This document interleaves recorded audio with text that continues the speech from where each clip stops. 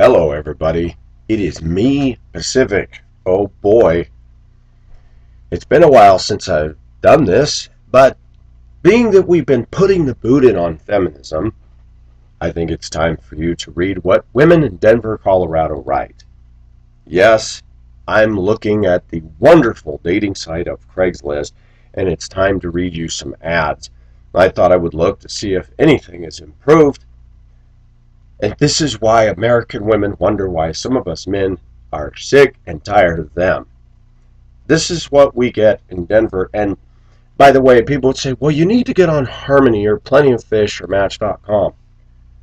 Listen, even if the women earn a better income, even if they're nice looking, this is still their prevailing attitude in general in Denver, Colorado. Let me read to you some of their posts. She puts, instead of a photo, she puts this. Not sure, laughing my FAO. 33 Aurora. There's a quality city in and of itself. Not. If she has a job, her own car, pays her bills, and manages to live comfortably before she meets you, understand that she wants loyalty, not your money. She can finance herself. That alone makes me just want to go, ooh, hubba hubba baby, I want you. Right? This is what she writes. Okay, so I don't know what to start. How about where to start? Today is Friday, and it is so beautiful outside. I've been on here before, and honestly, I met some cool people, but not anyone that I want in my life consistently. And it's spelled way off.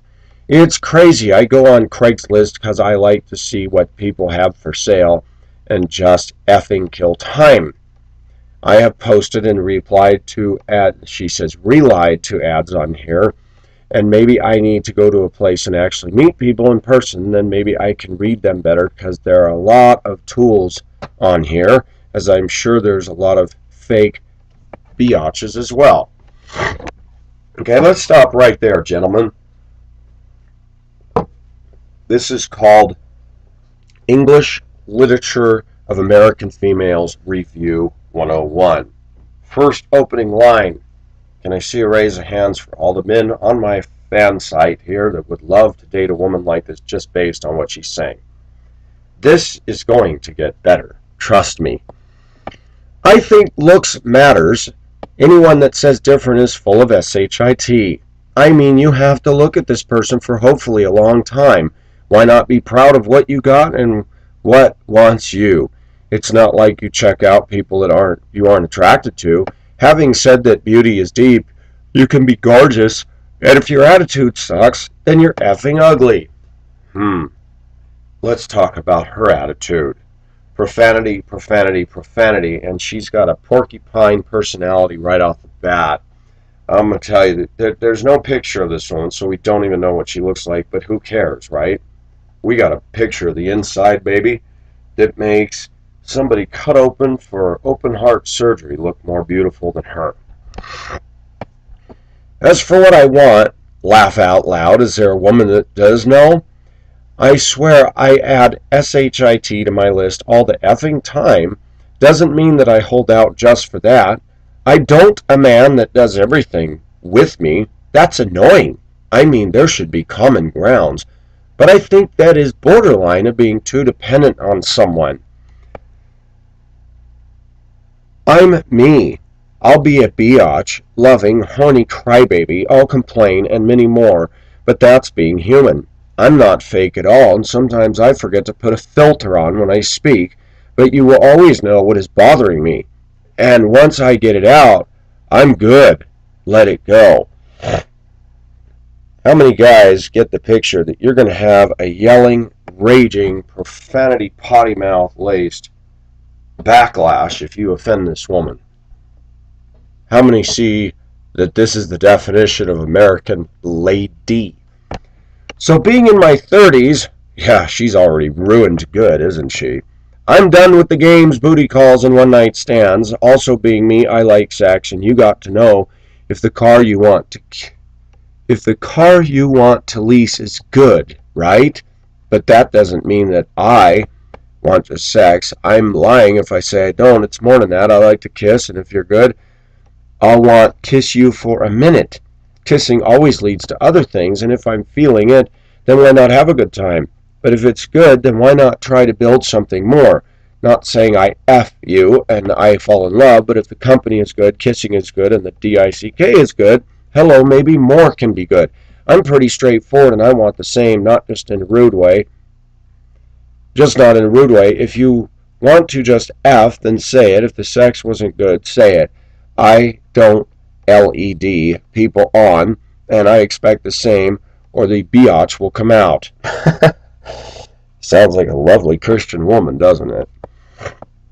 As for the things I like to do a lot of SHIT. I just want to have a good time in whatever I do. My mom used to tell us when we were younger that the best company you can is yourself, and if you have a good time with just you, then everyone else will fall into place. I'm a chill girl. I love me to the moon and back and love everyone that is in my little world. Sounds like her mother raised her with real good stuff here, doesn't it? How about not? So what do I want out of this? Laugh out loud, not sure. Someone sincere wants to have fun and see where it goes from there. If there are any men that reply to my rant, tell me about you. Not a one effing sentence SHIT, not a pic of your DICK or your 18 pack. Tell me what goes on in your effed up head as I did. Send a picture. I'll send one in return, only if I'm attracted to you. Yep, here we go. You men got to put yourself out there, and if she doesn't like the looks, you don't get the privilege of a picture. You know what? I'm going to tell you something, men. If she doesn't post a picture, don't respond. But I also tell my fans, don't get on a dating site. But if you're going to, do not respond to one that won't put the picture up. Pretty one-sided. Okay. If I'm not attracted to you, it's not being shallow because I don't even think that I'm God's gift to men. But like I said, there has to be an attraction there. And I will have the common courtesy and tell you, oh yeah, no men over 40. Lady, trust me, I'm 48. You'd bring too much trouble to me. I would like to have a family one day. Can you imagine having a family with this fine, upstanding American lady, folks? Dun, dun, dun, dun, dun, dun. Here's a story of a dysfunctional family, beginning with this woman who posted this silly ad. Also, if you don't like my ad, I don't need an email of you telling me. Not too concerned with your thoughts of me. Have a great day. It's gorgeous outside. Enjoy it. Okay, that's a beaut, isn't it? Okay, so let's see. Loyal lady. Here's a picture of a Hispanic woman, cleavage showing, and she's got a big chain necklace that says Barbie, and she's making a silly face with her eyes rolled up and her tongue going, Stupid shot, right? I'm single, intelligent, energetic, social, and loyal. I'm looking for someone who is described as a true gentleman by those who know him. Could this be you? Looking at the picture, this is probably a prostitute. Okay. Here's one. Is it so hard? 22. Quality Auroraville. Hey, really, is it so hard? Here's about me. Intelligent. Height, weight, proportion. Enjoy working and would like to find someone height, weight, proportion who also likes to work out. Someone between 22, 30 who, like me, love to smoke 420. Occasional cigs, but cutting back. Wow, you're cutting back cigarettes, but not pot. Wow, I want someone who will smoke with me, and and hopefully someone that I can have a relationship. I want someone I can have interesting talks with, do outdoor stuff with, and be able to text during the day and cuddle, watch movies. Just a laid-back relationship, I guess. I work at a restaurant as a sous chef and have a place to live. If interested, please email me with a photo and something about you. I'm real. It's gorgeous in Denver today. Please want something long-term and monogamous. No married men. Wow, I'm so glad you have morals, but you smoke pot. You know what? I'm going to tell you all something. Reading this stuff is unbelievable. Let me see. Where are we? What do we got posted today?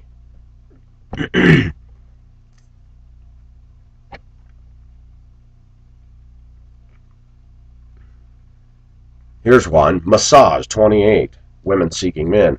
I really want a massage and don't want to pay $90 for one. I have some sore muscles and would rather make a new friend and return the favor.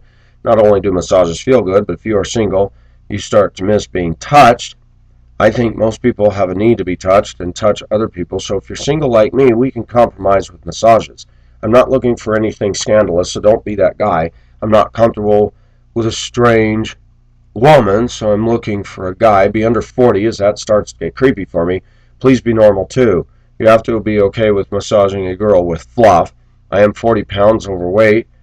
For my height, I don't mind what you look like. Just take a shower and smell nice.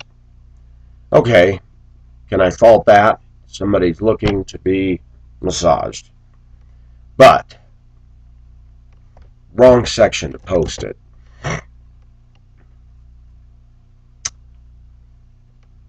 So here's one. Muddin. See now, guys, no offense, but I can trust that most of my viewers are not into women like this. Here's a woman that's not a woman. Muddin, 19. Well, I work on automobiles, certainly adore trucks, into of muscle except gospel. Oh, into of music except gospel. I got a niece and 2 SIDS. I love what I do. Smiley, smiley, smiley. Wow. Quality or us. I've got to go back here. Let's see. Here's a dominant female. I thought they were all dominant females. I am looking for a man to be my submissive partner. I want someone who is at my beck and call, sexually and otherwise. I'm not into emasculating, humiliating, or physically abusing you. While I'm looking for complete control, I want someone who is my equal both intellectually and sexually. This is a relationship that must develop naturally with respect and communications before we can start testing the limits. I am very serious about making this a long-lasting and mutually beneficial arrangement. I'm sexy, educated, employed, clean, and non-smoker. I expect you to be too. Please attach a picture or have a DAMN good response. Also put your favorite attribute in the subject line. I need to know you can follow directions. Wow. I'm sexy, educated, employed. Educated into what? Stupid 101? Don't pass this one up. I'll make you smile. 32, South Denver.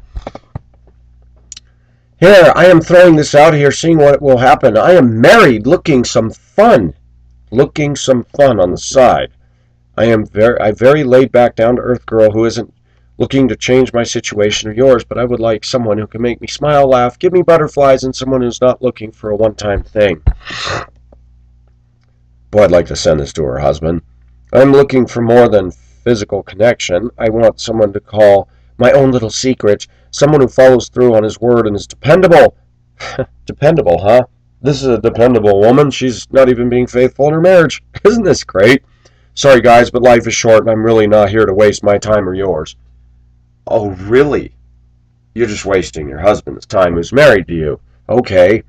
The kind of man I'm looking for, I like a man who takes care of himself on the taller side, for I want to be able to look up at my man. I'd prefer no kids, for this really complicates things. Ages between 30 and 35. I live on the south end of the metro area and prefer someone close. So if you're interested, email me.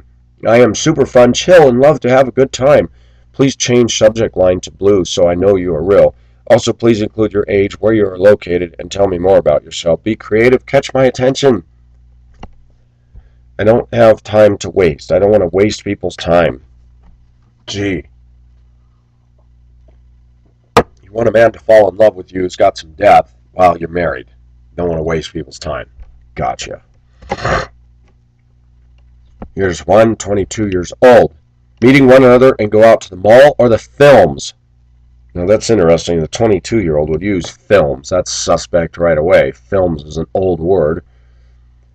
Nicely, I am 22, live in Weston, West Virginia, single. What are you doing on Craigslist? I have a terrific family that loves me for who I am, and I have a 2-year-old son that I adore with all my heart. Wow, you think she misposted that? Weston, West Virginia. Okay, this is awkward. Oh well, Denver, Colorado. Okay, this is my first time ever doing this, kind of weird and scary. Anyways, I'm a 23-year-old Latina, student and hard worker. Fit and good looking, don't know how else to put it, don't want to sound conceited, looking to meet new people to hang out and have a great time. Send me a message and we'll trade pics. Prefer 27 to 39, mature, good looking. Okay, interesting. When you see the words looking for good times, you have to go, what does that mean? Partying, pot smoking, sexual liaisons, searching. 30, Denver. How hard it is to find a good looking and tall guy to spend some time with. Oh my gosh, listen to this, folks. Pretty curvy girl here. Gee, because pretty curvy girls don't seem to get something. A lot of tall, good-looking guys don't want curvy girls. In other words, I'm a fatty. Your age and race are not important. I just want someone to cuddle with, spend time with, and feel wanted. I am so tired of being single because every other guy here just wants sex. If you are looking just for that, please don't reply. When are these overweight women going to realize that men that get involved with them are generally not looking for a long-term relationship because you're not disciplined to take care of your body, so why should they be disciplined to commit a long-term relationship with you? Just saying. That's Pacific's commentary. I will not ask for a picture because your personality is more important. However, physical attraction is important, so we should exchange pics soon. Please, no one-liners, and please understand I cannot answer every email, especially vague ones. I have a job, a car, and a house, so I'm not looking for someone to take care of me like most women here are. Well, at least she recognizes that. I am looking for someone who is fun, great sense of humor, and eye candy so my friends can be jealous. Haha, speak to you soon. You're not eye candy at all, sweet lips. Wow, and you want somebody who's eye candy. The double standard of American women continues to amaze me, folks. Looking for a genuinely good guy, 44 years old, Denver. Right off the bat, here we go. I am a beautiful, full-figured woman who has a lot of goals and dreams in life. I am very loving, affectionate, and will usually find an odd spin on things and keep you laughing. I am educated, have a good job, and am very honest. I'm a single mom, and after reading numerous Craigslist postings, seems to go one of two ways. Men who won't date single mothers, and those who have been in a single parent shoes and are very supportive of that. I hope that someone in the latter category reads this and says, yep, she's someone I want to know. I am a non-smoker, not into drugs, and drink very rarely. I am pretty artistic and enjoy writing, painting, drawing, pretty much anything creative. If I actually have time, I sometimes amaze myself. I love going to the movies, taking drives, walks, almost anything. I thrive on books, love to learn and grow, love going to bookstores. As to you, I don't really have a list. You are somewhere between 38 and 52. You also don't smoke or do drugs. You don't require alcohol to have fun in life. You love kids and maybe have your own. You think family is important. You love animals. You love to laugh and consider yourself easygoing. You aren't looking for a friends with benefits or a one-night stand. You are open to something turning into long-term. If this sounds like you, and I sound like someone you might like to get to know, please write me. Okay, that's an okay ad. I'm not going to rip that to shreds. Except full-figured. And I'm telling you, I was out yesterday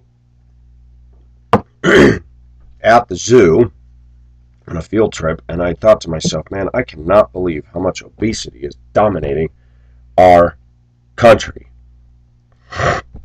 Oh boy, this ought to be entertaining. 3 reasons to date me. 29. 1, no one will try to steal me away, and I'll never cheat. 2, sometimes I'm funny. And 3, I'm different than any other woman that you'll ever meet. I'll remember the way you take your coffee in the morning, and when you're having a bad day, I'll have a beer and shoulder rub waiting for you. When you get home, I'm looking for a long-term monogamous relationship. I'm not looking for sex. If you're looking for sex, sugar mama, money, just a friend, or someone to use, then do not reply. I am a larger BBW with HSV. Oh, wow. Honestly, I don't want kids, and I don't want to be with anyone who does. It's too complicated and dramatic for me. And this woman doesn't have drama. I'm huge, and I'm HSV. You must be drug-free, own a valid driver's license car, sane, single, have a stable job, over 26, under 45, live in and around the southeast Denver metro area, be able to hold an intelligent conversation. No face picture, no reply. You know what? I'm going to say something, viewers. That woman is what you would call a liability.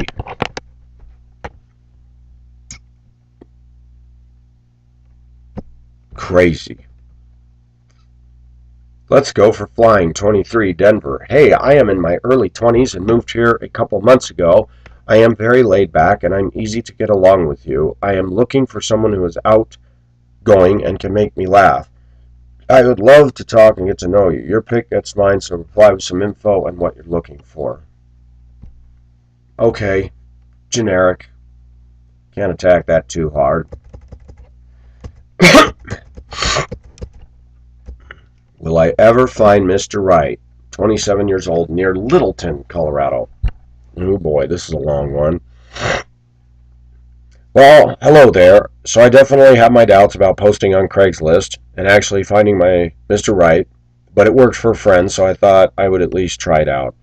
I'm 27, single, attractive, and looking for a long-term relationship with a possibility of marriage. Not to say I want to get married today, but I have dated just for fun enough, and am now looking to find someone to share my life with.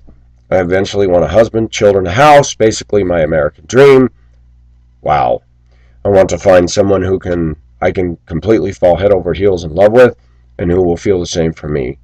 You know, that person who you miss as soon as you're not with them, that you think about all the time and can't wait to get home to. That part who makes you a better person with them than you are without them, and inspires you to do the things you love and the new things you never even considered doing before. I want to feel crazy in love with the perfect person for me. Perfect person, okay, and be the perfect person for someone else. To be helpful with my problems and help someone else with theirs.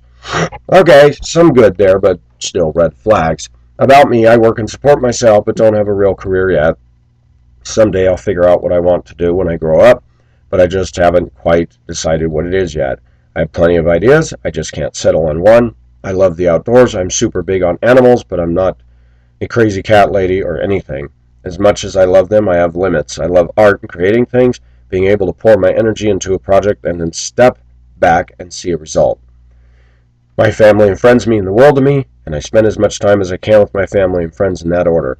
I am just as happy staying in for the night and watching movies and eating pizza together as I am going out for dinner and a date. I believe in God, do not normally go to church, but absolutely believe He is up there. I have problems just like the rest of the world. I'm sometimes a bit crazy, biatchy, and wild. After all, I am female, laugh out loud, but I'm very faithful and committed to the people I love. I would never cheat on my partner, and if I get so tempted and I think I might cheat, it means there's something seriously lacking in a relationship, and I'll have the decency to break up with them rather than cheat on them. I don't do hookups or booty calls, so if that's what you're looking for, please go to the next posting down. Other than those basic things, I think I'd rather you get to know me for yourself. About you, I don't want to list a ton of things that I want in a man because that could just be weeding out the best ones.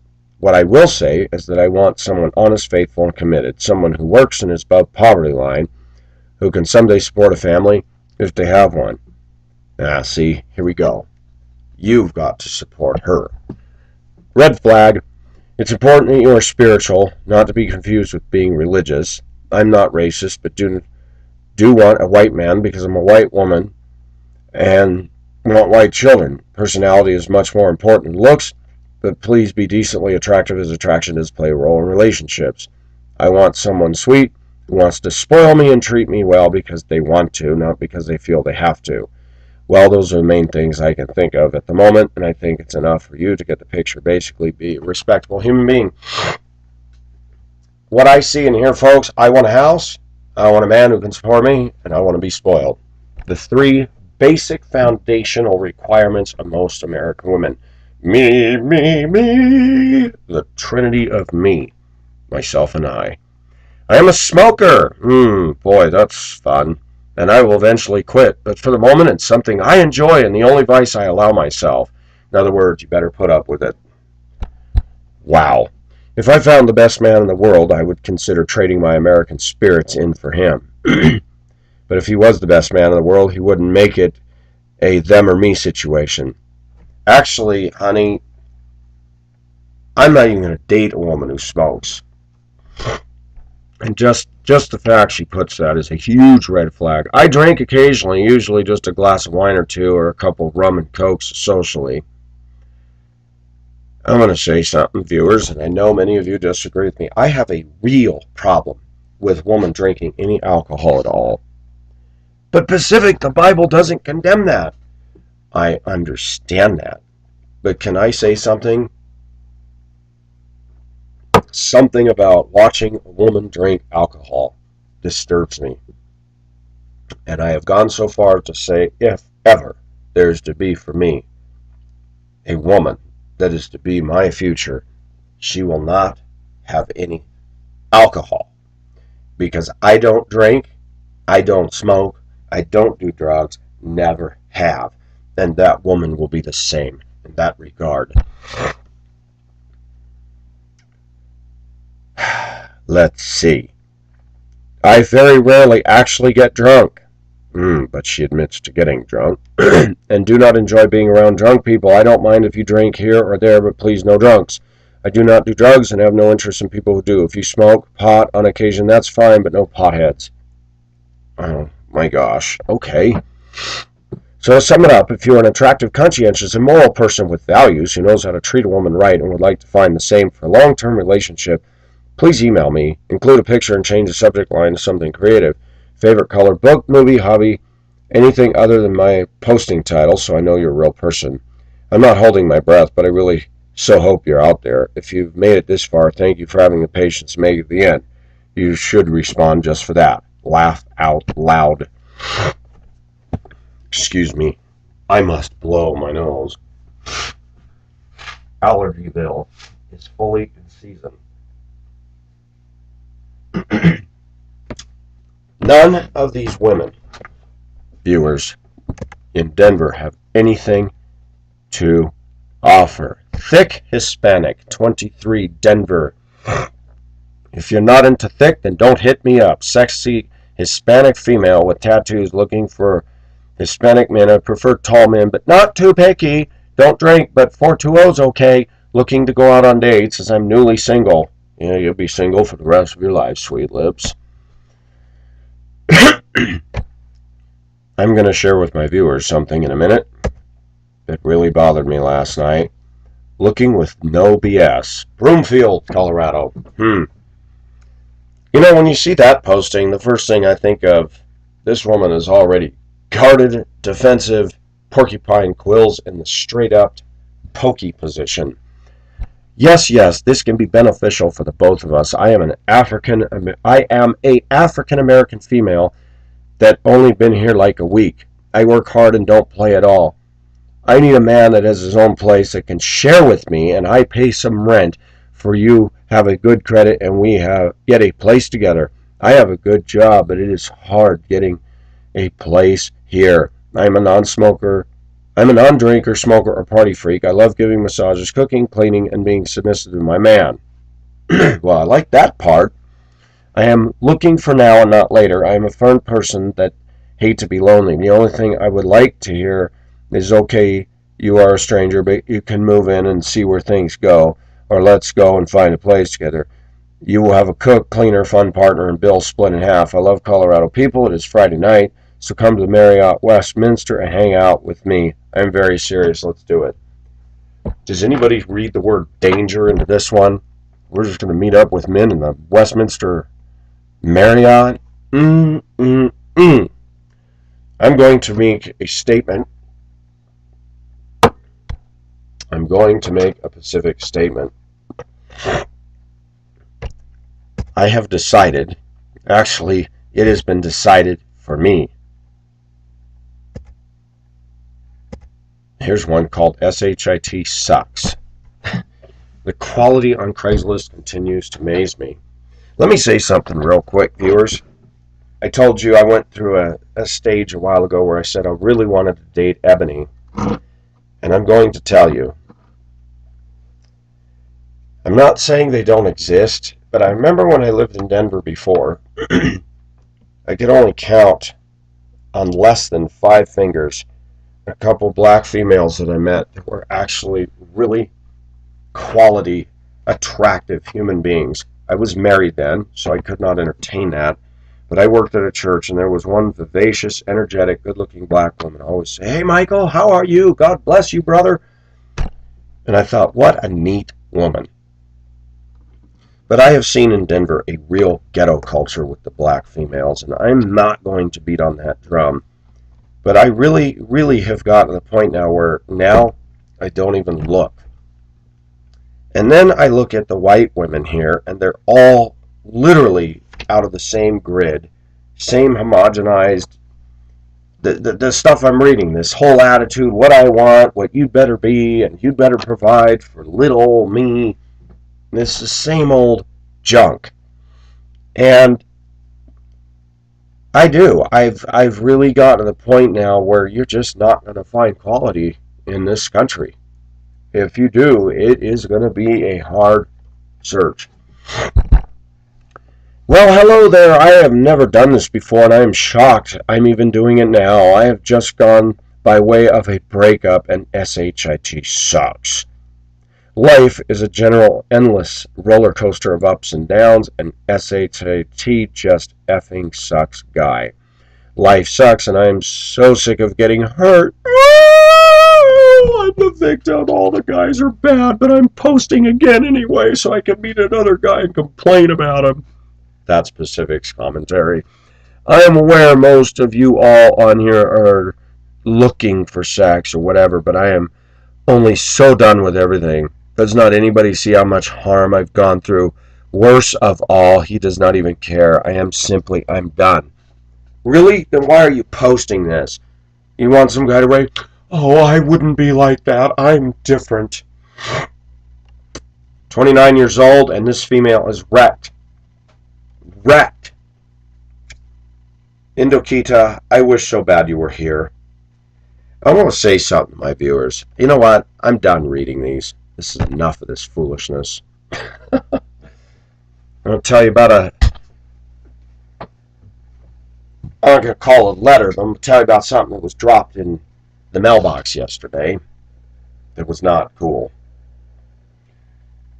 It was so not cool that last night I started thinking, you know what? I think I'm just going to shut down YouTube and walk away from this. The ex has shown up again. She has failed to get control of my boy. She didn't want me involved with him. She told the counselor, I don't want my ex being privy to the information shared in here. I don't want him part of the process. She disconnected his phone, kept him from seeing me. Letter in the mailbox in a ripped out business envelope that had already torn open. For and my full name. Open it up. Doesn't say dear, nothing.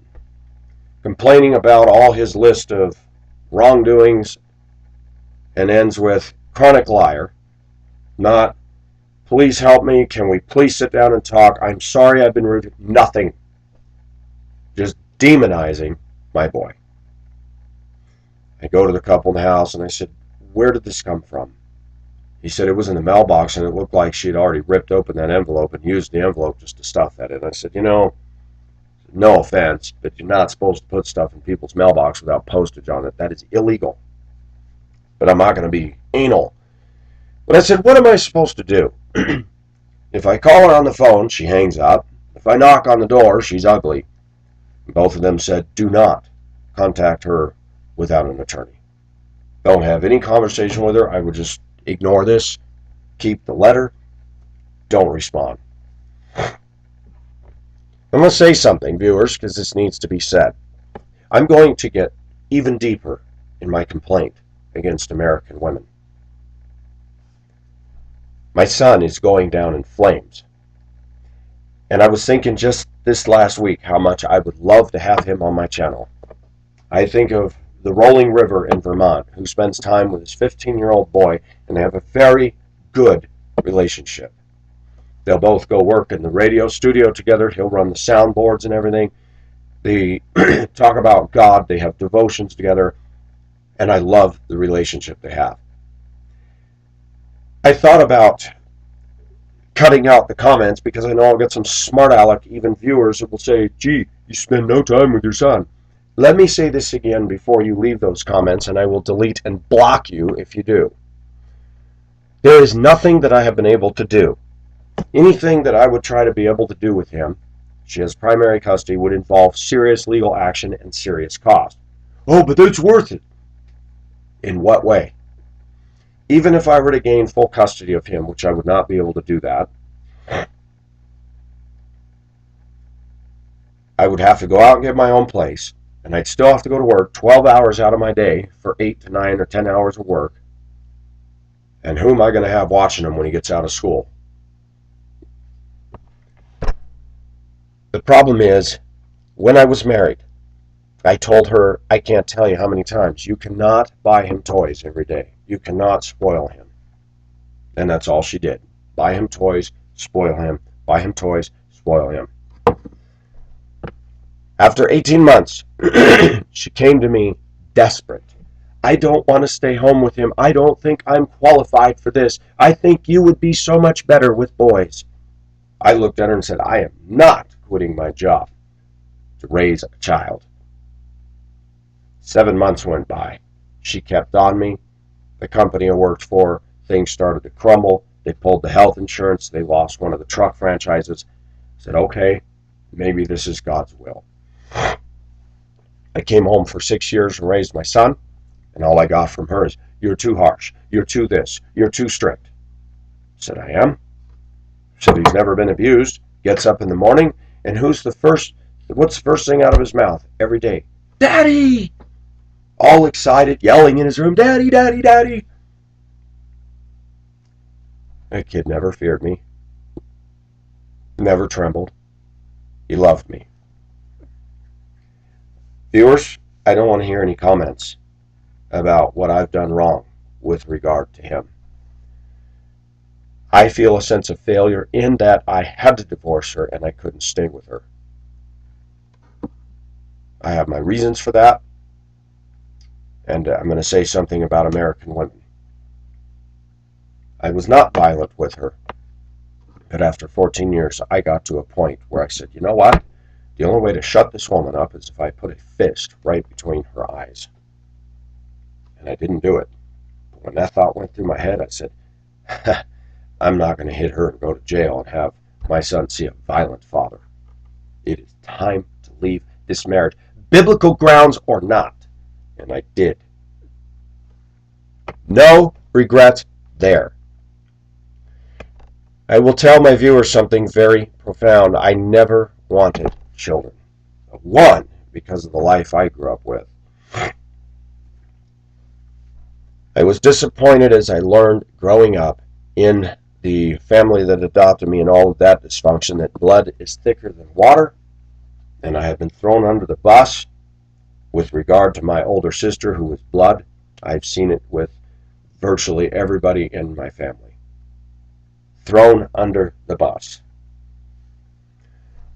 For this passive-aggressive behavior, I haven't heard from this woman, this ex of mine, since September. To leave that in a mailbox, not a professional letter, Dear Pacific, I've been having problems. I need your help. I want to work with you. I'm sorry, I've been none of that. And I will tell you something. My first instinct is, you know what? When this school year ends, put that topper on your truck, load your stuff, and get out of here. Just leave. I was told by them, don't do it. I said, I don't want to go around with this woman until that woman sees that she has created this damage, and they both agreed. They know her. He shocked me last night by saying, "I don't believe this is your fault. I'm not going to tell you what he's doing because I'm not going to throw my own son under the bus in front of you. Suffice it to say there's big problems. None of this stuff is a result of bad modeling on me because I don't and have not done the things he is doing. Ever."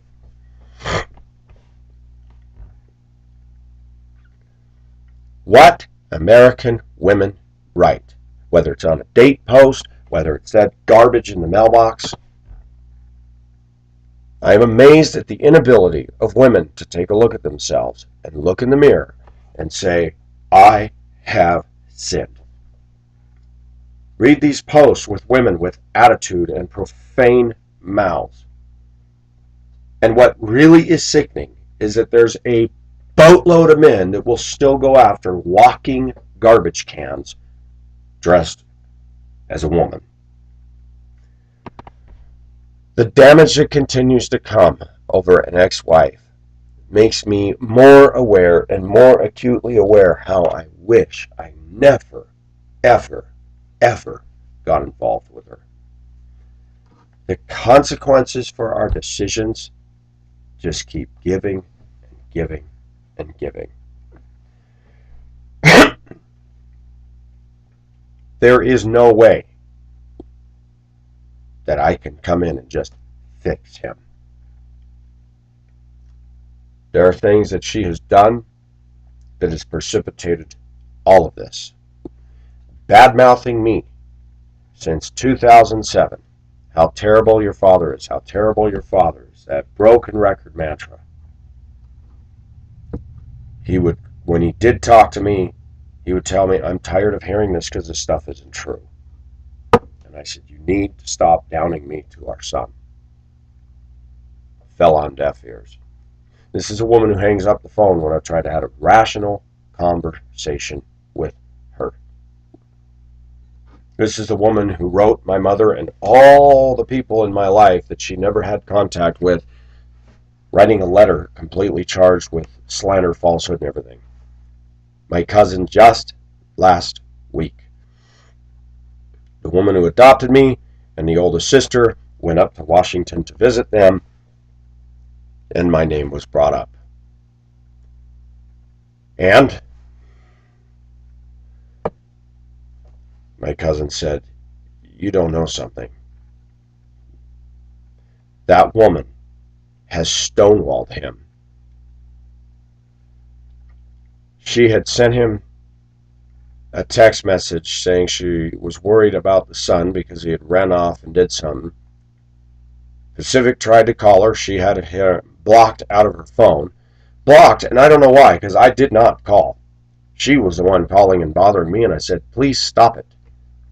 And when I did try to call to deal with something, I was blocked. So I called my cousin. I said, "Will you call my ex and tell her that I cannot call her and I can't do anything about this because I can't get through her phone?" He was very polite and professional about it, and she responded in a 2-year-old fashion with some snotty text message. My cousin relayed that to the mother who adopted me, and she said, "Really?" "Oh, yes. She has the mentality of a 2-year-old. She does not have the social skills as an adult, and she has stonewalled Pacific and created nothing but problems. There's a lot you don't know."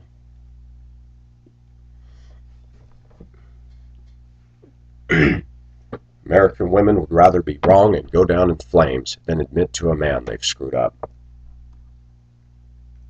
I thought last night of ending my channel because I thought, you know what? Who knows what's coming down the pike with this woman?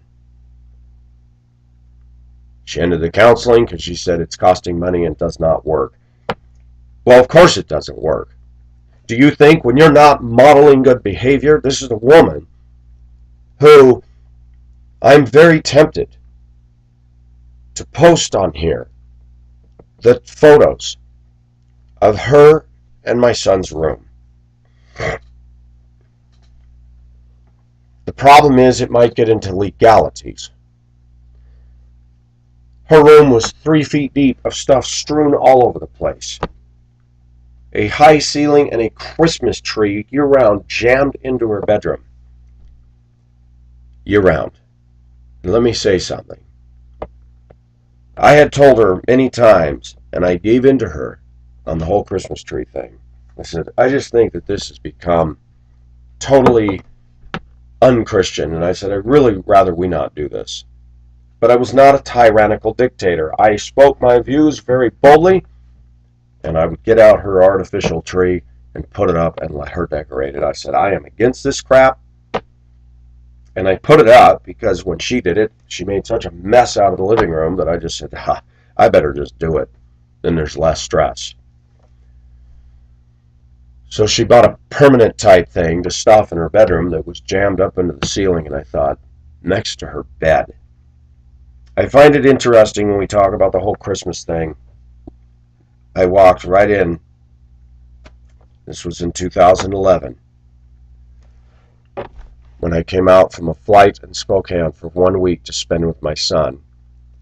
This huge, dominating tree, and I thought, wow, Asherah pole. The room was a mess. The bed had clothing strewn all over it. Casio keyboard laying on the floor, stuff everywhere. I couldn't walk through the place. She was at work one day. She had told me, I need you to help him clean his room. He will not do it. He will not do what I say. This is a townhome that she owns. My son's room, I couldn't even open or shut the bedroom door. It looked like the room exploded, and there was stuff trailed out the door where you couldn't even shut the door. It was literally feet deep. A bunk bed, so much crap underneath it, so much all over everything. Dresser drawers half open, the closet, clothes thrown 3-4 feet deep. Cereal, pieces of cereal all over the floor. Candy bars, half-eaten candy bars, broken toys, stuff, homework, strewn, thrown. I mean, picture the trade towers coming down. And this is what his room looked like. Did I yell and scream? He was so happy to see me, and I said, wow. I said, are there mice living in here? And he started laughing, and then I found a bowl of cereal in the corner underneath a huge load of stuff, and I said, I just stood there with my hand on my hips. I said, did your father model this kind of behavior? And he laughed. No. I said, how did you get to this point? I don't know, I'm lazy, I guess. It took me 7 hours in 100-degree weather. The windows open, no aircon. And I had to get on him, and I finally said, all right, I want you to go get some garbage bags, and I want you to go get some boxes, and we're going to figure out what goes to Goodwill. We're going to throw out all the broken stuff, and I don't want this room to look like this ever again. Not once did the ex come in and say, thank you so much. The next day I came, after we cleaned the room, I said, let's play with Legos. We built a bunch of Lego trains and stuff and had all kinds of fun. Her bedroom door was open. And because it was the second floor, there's a toilet in between the two bedrooms, I stopped, saw the door open, and my mouth dropped. I didn't say one word. I went, oh. Yeah. This is what my son says. Yeah, Dad, and she's always getting on me about how I don't keep my room clean. And I let that sink in. I said, does she yell and scream? Oh, she yells, she cusses, she screams and yells that I don't clean my room. And I said, this is even worse than yours. I got out my Hong Kong phone and I started taking pictures. I said, I got to show my uncle these. And I got to show some of my relatives. Came back to Washington, brought my laptop. I said, Uncle, I want to show you some pictures. Before saying anything, I showed him the picture of her room. Good grief, Michael, what is this? I said, well, let me show you another room. And then I showed him my son's. I said, that's my son's room before I cleaned it, and this is her room. which is twice the size of his bedroom. How could any woman live in such a filthy, messy place like that? He says, I think you need to show these pictures to your mother, who has befriended her, and they're both talking crap about you, and you need to send those to her if you ever have the opportunity. I never did send them. Viewers, when we're talking about American women get offended at what I say and talk about my angst. I have a nice resume with credentials of my own personal experiences with impossible, in denial, piggy, projectional women. Then I read these ads on Craigslist, and 99% of them are not what I can do for you. I'm beautiful, and if you want me, you'd better make my boat float. Foul-mouthed.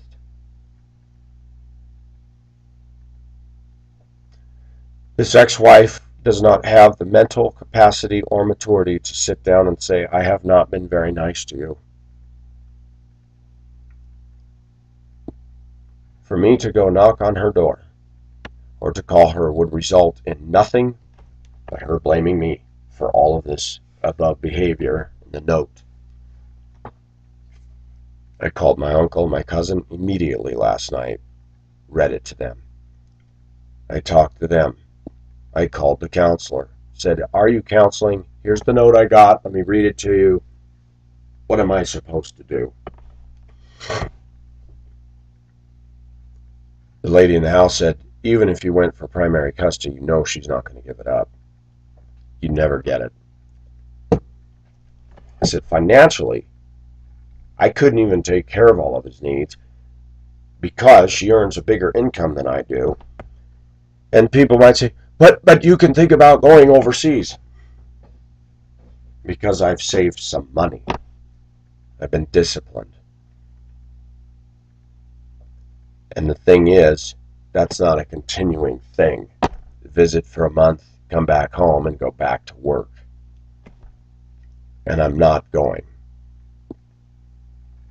I made a decision the other day that I'm not going. Several reasons. Number one, Indokita would be worth pursuing. If only I had known her 20 years ago and was more grounded and had my head in the right place, she would make a lovely wife. I am not pursuing anybody overseas. Will not. It is not realistic. For me to put in a petition to bring a spouse over here after starting one for Beth and then ending it would show up all over the INS, Immigration Naturalization Services, and they would shoot it down. For her to try to get me to come to her country, it would necessitate that she pulls down a healthy income. A lot of my viewers don't understand this. Immigration revolves around your income. You're the host country bringing somebody over, whether it's Australia, Hong Kong, or the U.S. You don't just marry somebody and go, oh, I get to be here. You have to file paperwork. You have to prove financial capacity. If you cannot do that, it doesn't matter that you're married. You're denied. And I do have a problem with that. The Mexicans can climb right over our border. A woman can have a baby in a California hospital, and then they can't kick her out. Then she's entitled to all kinds of benefits. But a man cannot bring a wife over from another country without going through a huge process. And just because you're married doesn't mean that they automatically stamp you. Yep, you can have her.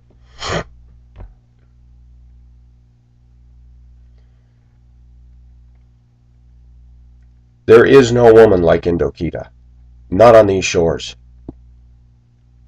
There is no woman unless she's fresh off the boat and has not been infected with the American virus. I was talking to my Syria friend yesterday at work. He told me stories that shocked me. He said he has had perfect attendance, done his job well, keeps his bus clean, very professional man. He's even polite to the rude people in that workplace. But he has told me in no uncertain terms, I cannot stand that woman.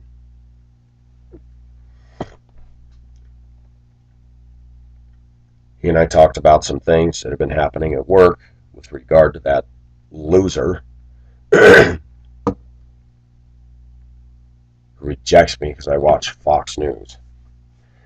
I started really looking at the people he hangs out with, and I said, do you like any of the people he hangs out with? And no, they're all yucky people. And he told me that he says, I've always done my job well. But he said, somebody's bus was hit that was parked next to mine. So they put out a video camera watching my bus. He says, I did not hit it. And if I had, I would have admitted it. He said, every little thing that they think I might have done, they're all over it. But he says, let me tell you, there are favorites in here. And there are people that are not dealt with because they're manager favorites. And I started to think that our management was fair. And I said, you do wonder sometimes. I got no response on the email regarding that fine gentleman the other day. I'm not going to push it. And the reason why? Because we're in a world where there's a spiritual battle and we have to remind ourselves. I find it interesting that this week I made it a personal ambition of mine to get rid of photos that were in my computer, to be blunt, some topless, beautiful women, because I have slid quite substantially in my life. You may not be able to control some of the thoughts you have, but you can definitely control what you put in your mind. Starting to analyze my music, saying any video that shows women in bras jumping around, we're going to start deleting them, we're going to start chucking them. And yet, I struggle with that, because when you try to live a moral, righteous life, there's a danger of becoming self-righteous, rigid, and uptight.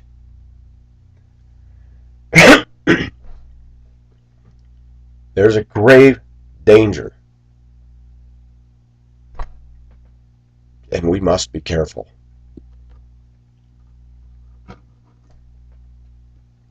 I don't want to become so tight that I squeak. The fact is, we are human, and we men have allowed women, especially Christian women, that are very self-righteous, to beat us up for our sexual sins and all that, and the Bible is very clear about sexual purity. I wrote an email last night to Indokita, and I said, you must, at all costs, maintain your virginity. And I'm going to be bold with my viewers. I said it would not be profitable for me or for you for me to come out and visit you. Our passions would explode. You know it, and I know it. You're a virgin. Don't open that door. You wait until you find a man and you marry that person. I even went so far as to say, don't let him touch these, don't kiss him, don't do nothing until you're married. Ooh, Pacific, are you serious? You know what? Because I've been around the block, I'm going to be bold and say there are things that we have done in our culture that open the door for sexual immorality. She admitted to me that she, years ago, watched racy movies with sexual scenes, French, Italian movies. And she said some of it was fascinating to her because, she said, I always wanted to be loved like that. So I asked her, I said, how did you start watching this stuff? Your parents seem to be very against you talking to me. Did they watch this kind of stuff? She admitted that her father had looked at some form of pornography and stopped 2 years ago, and the mother knew about it. But she said, no, they would have never allowed me to do this. Her art teacher in school got the students turned on to this kind of stuff. And I'm going to say something very bold here. Have you noticed in our culture that musicians and artists say you can't criticize art? Art cannot be judged. Really? Could you show me that in the Bible? Could you show me where it says that in here? Thou shalt not judge art. Art stands all by itself and is above the scrutiny of the holy. Do you know what they've done with art in the school system? They have opened people into all kinds of porn.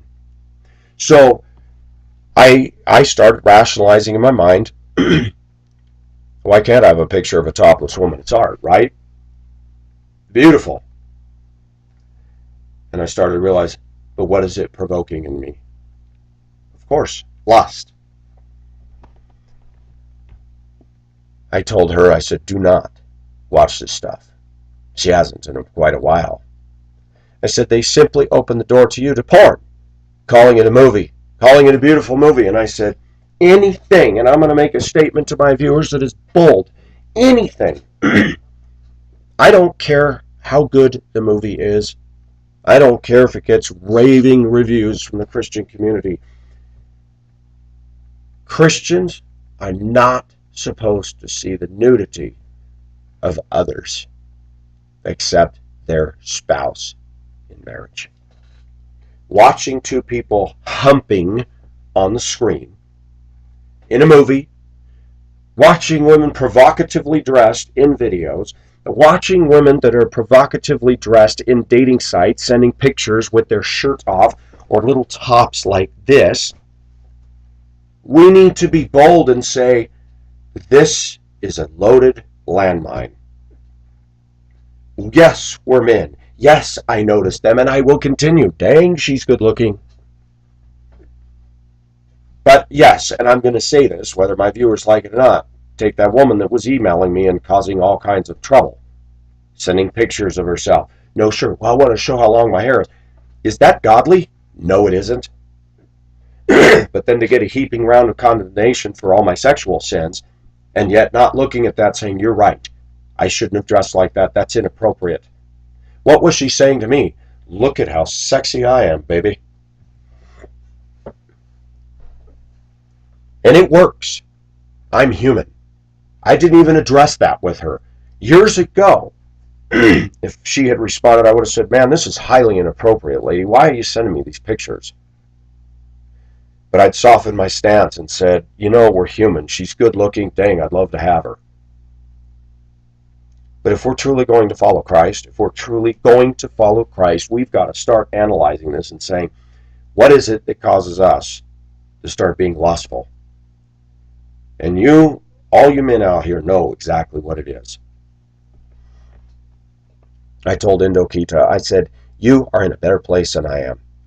I said, I am corrupt. I am corrupt. I've done things that a Christian ought not to do, but God be praised, He has forgiven and cleansed me. I said, to get out of these habits is tough, but I said, you have not crossed certain lines. Don't cross them. Your counselor at school or wherever was encouraging you, you need to take risks.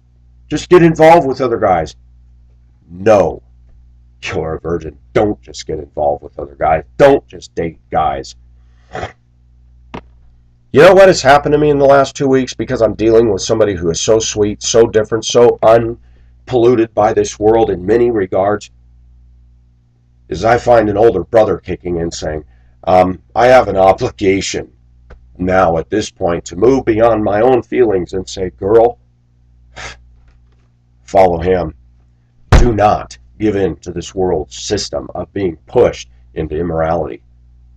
Do not. If you are not comfortable with the Aussie men, then don't pursue.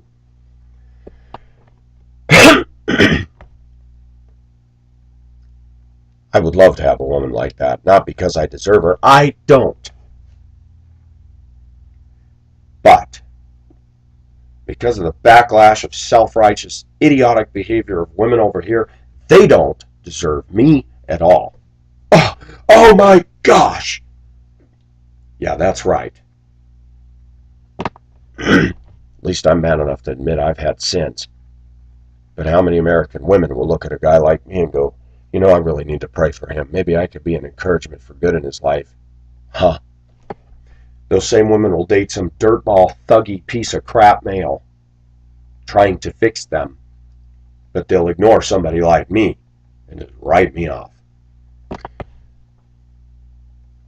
My emailing with this lady across the ocean, Indokita, has been very, very nice. She's very deeply intellectual. She's very smart. I've also been able to put a map together in my mind based on her talking to me about her folks and a lot of dysfunction in that house. Controlling oppressiveness, father with anger.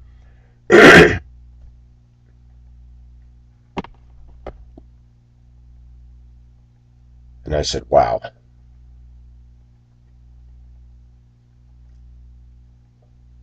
I said, I need to, at this point, young lady, tell you that you've got to follow God. I do not want to bring you down to where I've been. I'm jaded, calloused, and hard and affected by our culture. Look at the woman that wrote me. Little skimpy tops and no shirt in one photo. Our culture is so far from God that women and men can't even stop and take a look. How many of us men are guilty of liking and idolizing pop culture? For us men, we can take part in the penis Olympics all the time because it's all over the place. Videos of women dancing around and moving it. Only you can police yourself. Only you can rationalize away your sin. Only you can choose to change. We need other people to encourage us in the walk. I have decided that I have got to make an effort to put no images in front of me. Now that's hard when I get out the door here. Very hard. I see porn all day long. On my bus. Everything. Pacific, what are you talking about? Teenagers are dressed like pornographic girls.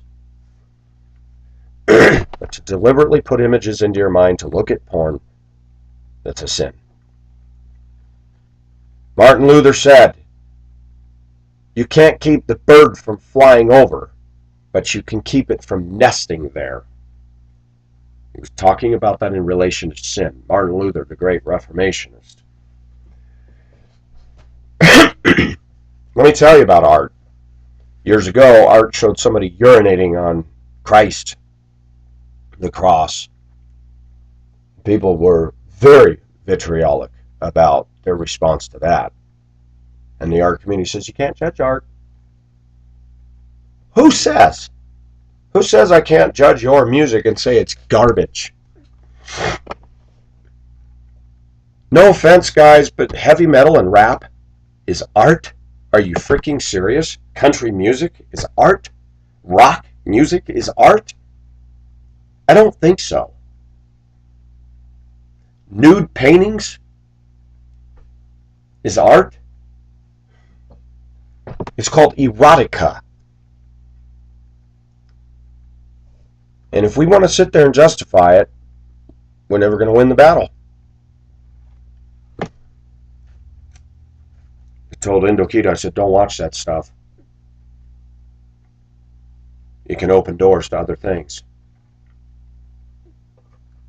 Did you know that I had a woman, that self-righteous church secretary, told me that she'll see a woman's ad where a woman's scantily clad and now she's getting turned on by those ads? This is a woman who says, I don't masturbate. This is what she told me. I don't masturbate. I don't have sex before marriage. I don't want to do this. But yet every time a woman hugs her or she sees a racy ad in the newspaper of a provocatively dressed woman, she's feeling that lustful pull. I said, you are my age.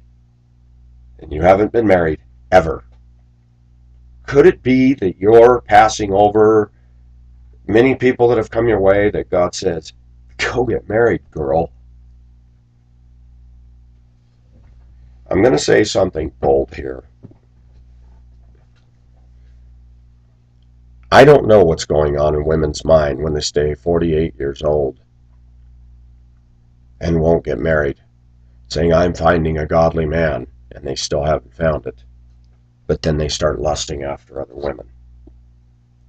It says it is better to marry than to burn with passion, and we need to be careful how we unpack that. But she's burning with passion now towards women. Hello.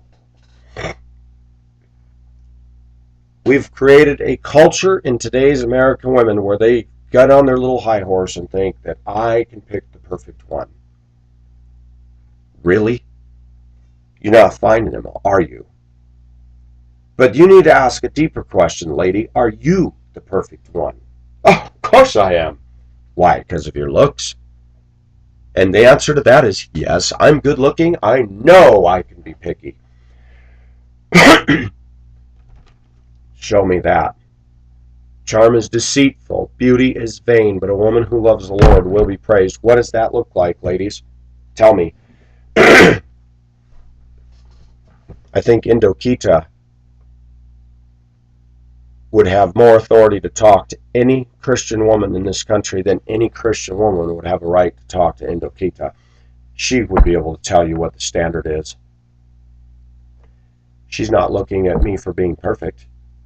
She doesn't put all these 150 checklist requirements.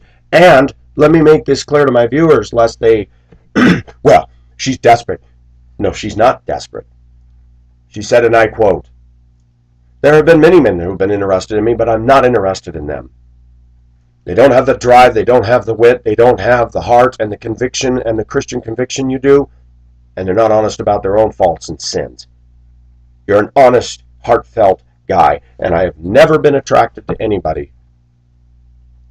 I haven't even thought about kissing another man, but you, I have.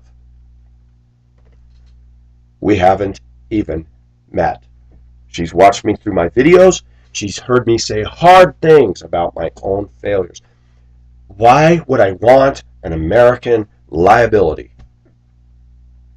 Whether it's a 30-something-year-old stuck-up narcissistic girl from the UK who doesn't know how to dress properly and then condemn and heap abuse on me, and whose friends are watching and waiting to see if I talk about her. Why would I want that? The things American women write. Craigslist, ex-wife, the things that they omit. I'm getting tired.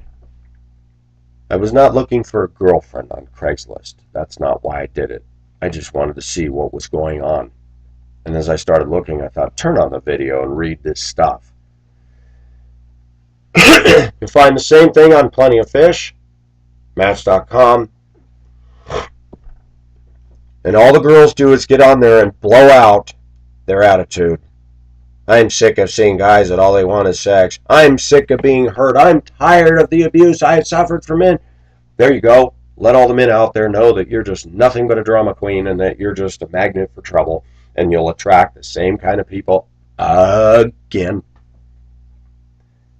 I want a man who can provide for me. I want a man who can spoil me. I want a man. I. You're chunky. You got this. What are you going to do for me?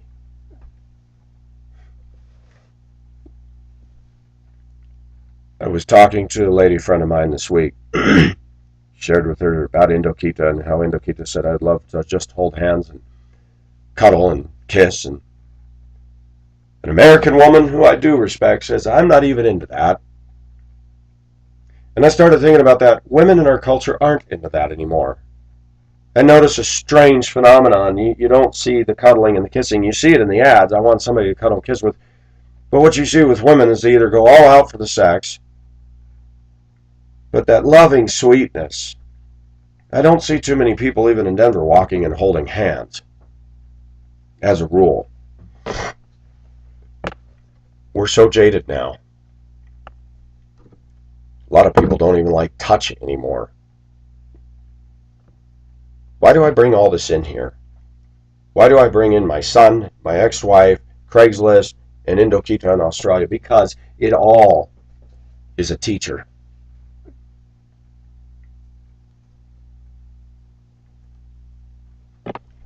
You have no idea how mad I got last night when I got this. I thought, Friday evening, when most people are out partying, smoking pot, and getting laid, I come home, cook my dinner, read my fan mail, ate 2 fillets of fish, 3 baked potatoes, steamed up some cauliflower and some green beans, and ate an entire can of northern beans cooked. That's my idea of a party. Eating good whole food. Listening to some music. Writing Indokita. And those women out there just condemn me. I'm not in front of the TV. I'm not a couch potato. I'm doing stuff. The project out here, right outside the door, he exposed the toilet, or the pipe from the washing machine. The roots have grown so thick in there today. My job is to root that mess out. He will then add a access pipe so that we can have a clean out and not have to dig through 3 feet of dirt to get to it.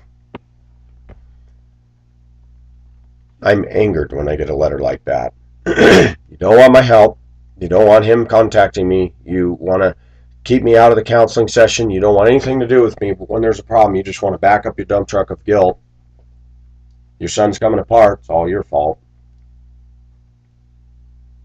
Both of them said, don't do anything. Just act like you never got it. And I said, she'll be back. Mad as HE double hockey sticks. Because I'm a person who likes to deal with things, I was tempted to get in my truck last night and go bang on that door and say, what is your problem? And what do you expect me to do about it? Because I'm going to tell you in no uncertain terms, I'm not going to listen to the crap coming out of your mouth anymore. I've told you in September, I'm done with you. If you want to keep bothering me, I will get in my truck at the end of the school year and I will leave. And you will have nothing. But I can't fix the mess you made, lady. You said the counseling doesn't work? You're right. Because you fill the counselor with your side of the story, which is all garbage. You failed to tell him about that bedroom of yours. You failed to tell him about all the junk you've been doing ever since our divorce. The consequences of your sin, lady, have effectively damaged and destroyed my kid. You have modeled this, not me. You yelled at him, you cussed at him, you put his father down every day and tried to make it clear. You even told me in our marriage, it is clear that that boy has more of a bond with you than with me. And it made her mad. One day we had a disagreement, she and I, over something. And she said, you've turned that boy against me. I said, I never did that. He spends every evening with you, and you troop him off to the mall and this and that. He comes back with all these new toys. I said, I have never badmouthed you to that boy. I have my issues with you, but I've never shot you down to him. Never. I said, the reason he's bonding with me is because I've laid down principles, standards, and boundaries, something you have not done. Contrast that to some 32-year-old stuck-up woman that needs a spiritual spanking from Jesus. Their little tidy tops and no shirt at all, judging and condemning me. They don't know me. They don't know a thing about my heart, and nor are they ever going to get to know. When a woman in Australia can watch my videos, who is not desperate for a man, who has many people that would be suitors for her and has no interest in Australian culture because she sees the same things I've talked about. She said the men are either lazy and sit on the couch and won't work, or they're rough with the women. She said even the Aussie boys in school, they throw a ball at her head and then laugh. Just reading that, if I was there, I'd walk over and grab that ball and jam it in the guy's face and say, "You want to do that again, punk? That's a girl. You don't throw stuff at her." She told me about 2 Australian girls when she was 17 and walking. She didn't know them, and they threw some prickly nut at her so hard that it hurt. Laughing and mocking. Let me tell you something about Aussie women and men. They're very racist. If you don't believe me, look at what they did to the Aboriginal people over there. So if you move into Australia and you're Filipino and you're from another culture, some of them might be nice to you on the surface, but there's this mentality that, well, you're not one of us. Well, and you're implying that you're superior? That is a part of the thing I hate about white culture, is white people think they're the top. And I'm sick of that. If there's one thing I want to communicate to my viewers, black, Asian, Mexican, African, everything, I don't think that white people are the superior race. I do think that white people have been traditionally known as empire builders. And when a white man wants something, they're going to push everybody out to get it. The way we treated the Native Americans in America is disgusting. But conversely, I'm tired of the African American dynamic in this country where they're blaming all the white man for all their woes. He's sitting in the ghetto smoking pot, carjacking cars, raping your black women and getting them sick and fed up with you, and then having children, and that's my fault? Come on. Get a grip, pull up your big boy pants, ebony community, and start dealing with your own sins. And if America's such a crappy place, and the white people are so awful and terrible to you, you can always get on a boat and go right back to Africa and go live the life you want to live. Right? No. Whether it's white women, whether it's certain elements of our African American community or the Mexican community, there's this, I want to be a victim and I live on the drama of complaining and woe is me. There is a feasting that takes place on that kind of a culture. I can't tell you how many times a week somebody will come up to me that I work with at work, and they'll go on and on complaining about some situation on their bus. Yeah, you know, this kid and blah, blah, blah. I said, did you write him up? Well, yeah, but, you know, and then they want to tell me that their bus came back dirty and that somebody didn't clean it. I said, write it up. And it amazed me. I used to be that way. You know, I get in my bus now, and I'm going to tell you something. When I drove in Duluth, Minnesota, I had problems. I was nervous. I was afraid of kids. Those teenagers scared me to death. I was anxiety-ridden every day behind the wheel. I'd look up in that mirror, and I'm like, oh my gosh, I'm driving teenagers. I didn't sleep well for years. I was worried when a situation would happen on the bus and I didn't catch it until the kids had gotten off, found a seat ripped open wide, and I would stress all night. Oh, I got to deal with this. I know who did it. I got to deal. Something has happened to me. I said, you know what? Why are you letting this stuff get to you? Now I'm calmer. She goes, oh, you ripped the seat, huh? That's $180. I'm writing that up. I didn't do it, mister. I said I pulled the camera and I watched. And I saw you right in there. That hasn't happened this year, thank God. I like kids. Yesterday, I was doing a field trip and this kid was sitting in the front seat next to his friend, junior high kids. And I'm gonna do a shout out to myself. I went to a school I had last year, a school that's known for being a troubled school, with a Denver police officer stationed in the school all day long. with his cop car out front. Somebody covered my route one day. Said, "Oh, I hate those kids. They're terrible. They're awful." I said, "Really?" I said, "They've been respectful. That's the one where the fight broke out on my bus. Actually, I had to restrain the girl." I pulled up to school yesterday, and those kids came out and said, "Mister, where have you been?" One of the guys threw his arms around me, gave me a high five. I shoved him in the shoulder. I said, "Man, how you doing?" They all miss me. They're all Mexicans, every one of them. One of them's built up. I said, "What have you been doing, working out?" He said, "I've been playing football, man." Even the teacher stopped. I have rapport. You think I'm going to listen to some scrawny, stick figure, stuck up ex-UK girl riding my butt for all my sins? Why? Because my God loves me and he gives me the place where I need to be. And kids like me. Because I do try to conduct myself with integrity with students. We don't mess around with that stuff. I hear stories constantly. "Mister, you're different than the other drivers. All they do is scream and yell at us." I know. I was driving my bus route the other day, my afternoon middle school. I look out my right mirror. I'm in traffic driving, and I see this thick, about that big around with knots every foot, black and yellow rope start sliding down the slide of the bus. I just smiled. I'm like, good grief. See it snaking down the side of the bus, slowly out the window. I looked up in the student mirror. The kid's looking right at me, and I just smiled and went,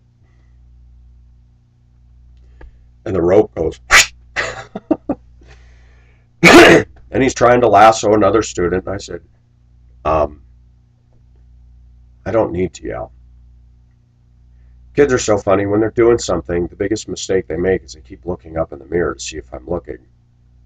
I don't have to yell. I just look up and go, and they're grinning back. They're like Chester Cheetah. I used to get very mad at that. I would have pulled her, "Give me that rope. Ah, what are you doing?" Now I start to think, what is a junior high kid going to do? What would you have done? That would have been funny. Here, let's snake the rope out the window. I'm still learning and growing. God has blessed me this week. But there's also trouble. I notice when I make a commitment to try to become a little more righteous in my daily living, that situation happened at work. There's just some dark clouds swirling right now. And it's like, wow, when you stand up and start to do something for Jesus Christ and get serious, Satan starts gnashing his teeth at you. I don't care if some ding-dong woman doesn't want to be with me because I'm not quite holy enough. Hey, then go find that perfect man. You have all these people. I can get any man I want. What's the problem, sweetie? Apparently you can't. And I don't need you to prove to me you can, because you're not going to do it. I have the testimony of a lot of people that care about me. No, they're not here. These two do. These two have shown real love, believe it or not. It was funny. She was telling me, "I know you don't like Joyce Myers, but I watched her and I thought of you because she was saying how we need to live with integrity." And I thought, Joyce Myers talking about integrity. I have a 25,000 square foot home and I took in $92 million in 2006. Yeah, I'm fully qualified and have a great resume for integrity here. I didn't say anything. I thought, she's in her 80s. Just listen. Joyce Myers went on to say that if you're not rich and you don't make good money, don't worry about it. Really. And you're qualified. You're filthy rich, living in the lap of luxury, violating the word of God. And do not permit a woman to teach or have authority over men. And then you're making millions upon millions of dollars. American women. Nah, Walt, not all women are like this, but I'll tell you what, most of them are. I see it at work. I'll tell you, there is something I do want to say about work. There's a table of women.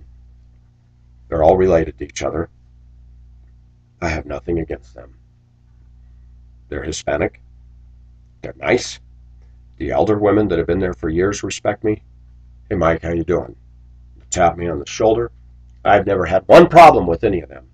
They stick together, they do their job, and they're tired of all the BS that goes on in that break room.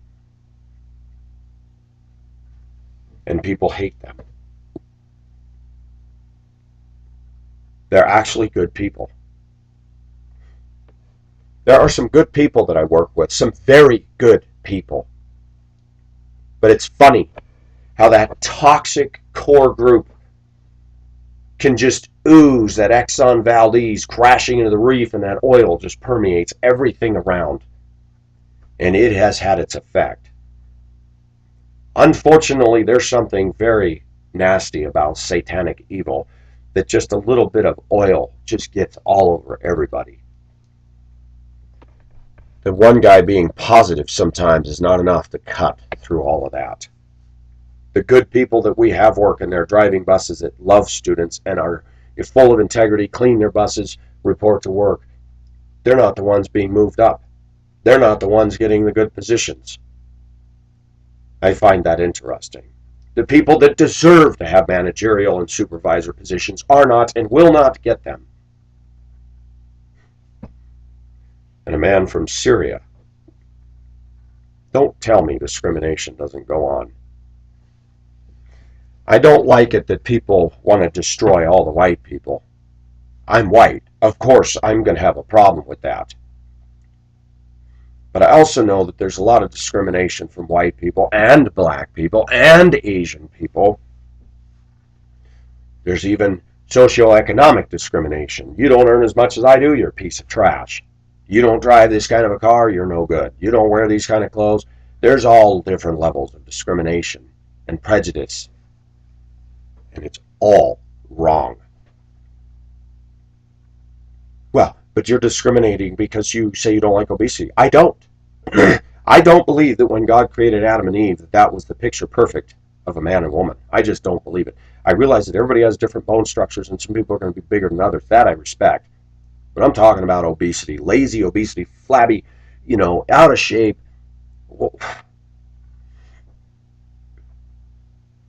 I've even started looking at something else. When I was at the zoo yesterday, I saw a lot of slender, good-looking white women pushing strollers. I watched a woman with a stroller, not a heavy kid, trying to get up the curb, and she could not do it. And the other woman driver that I was with, she goes, "Come on, girl, use those muscles." I said, "She doesn't have any." I said, "Look at her arms." I said, "She's slender, good-looking, but she's too soft." Now, I don't expect a woman to be built like a man, but I'm just amazed at how many women I look at that everybody thinks is so hot-looking, and they have no muscle tone.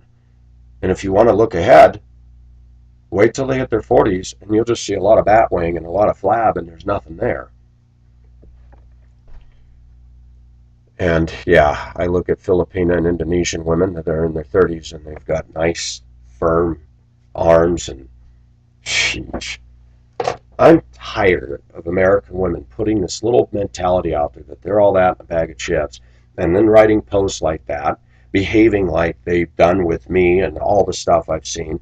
Ex-wife still living as a victim, still blaming everybody, but not looking at what she's doing at all. I have the right. I have the credentials and the resume and the college degree from HSU. And that's not Hong Kong State U, that's Holy Spirit University. I don't care if women get mad in this country. I mean, I don't care if they want to cuss and yell and scream and menstruate all over the place because I speak the truth. It needs to be done. I am smart enough to realize you want to talk about many things. You don't want to camp. But we keep coming back to this because it so permeates our culture. Women need to start saying, what in me is desirable other than my looks that would make a lasting relationship? I am sick and tired of guys being downed. I know there's dirtball males out there.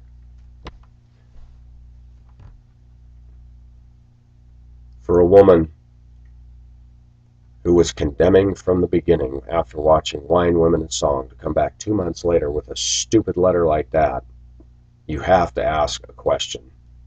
If I'm such a piece of walking garbage, why are you giving me any attention whatsoever?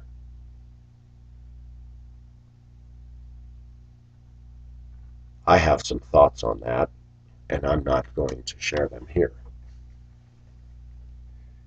Well, I will share one. Maybe you can't get any guy you want. Maybe something in you will never admit it, but you're drawn to me somehow, some way. I don't know. I'm not going to fill my head with such nonsense. But you've done yourself in. You successfully, looks aside, made me realize, no. There would be no fruitful relationship that would come from that. You're not somebody I could pick up in my truck and say, let's go out to lunch, let's just have a fun day. You are incapable. If Indokita were here, I'd say, let's go for a ride. I want to show you what it's like to ride in a pickup truck. Let's go to lunch. Let me show you some of the sights. Indokita, I know you listen to my videos, and I know you're very busy this couple weeks with university. Thank you for the nice things you write, and thank you for the encouragement you give me, and thank you for your honest admission of yourself, your life. You've been an inspiration to me. You have a good foundation to stay pure. Keep it. Once you give it away, you can't get it back. I think we need more people preaching that have been through some stuff as a Christian.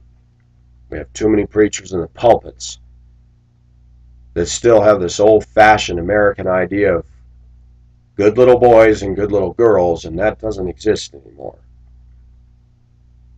And churches often cater to those that have been married for 30 years and everybody dotted their I's and crossed their T's. But if we're going to reach people for Jesus, we've got to reach people like myself and others out here who have not dotted their I's and crossed their T's through faults of their own or no faults of their own. Environment, parents, whatever.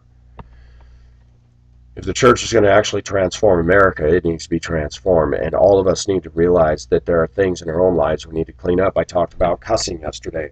How many of those posts that I read to you laced with profanity by women? Women putting themselves out there that I'm the bomb and you got to have me. And most men today are so slid backwards that they'll see that and go, oh, I want to ask her out. Why would you want a woman like that? I've had more guys just this week on Skype. A gentleman told me, I see what you're saying about Christian women. He said they're awful. I have no interest in dating them. Well, he's probably not a Christian. No, this is a guy who is a Christian and is convicted about things and says, I want to follow God. I want to live for God, but I don't want to be around these women.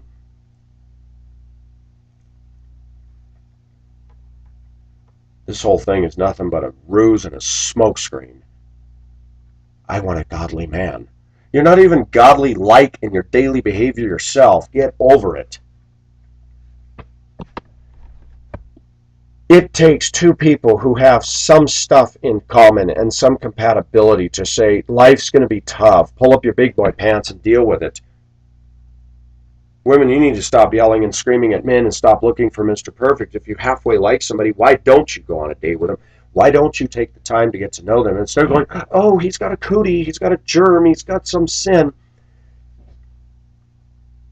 If his sin is dragging you down and away from the principles of Christ, okay. But if it's not, why don't you encourage him to get closer to the flame by modeling it yourself, not quacking out of your mouth? when a woman can spend 3 hours with me on Skype and I just feel the holiness of God. When Pacific is telling a 23-year-old beautiful woman, don't give away your virginity. No, and she's not in the danger of doing it.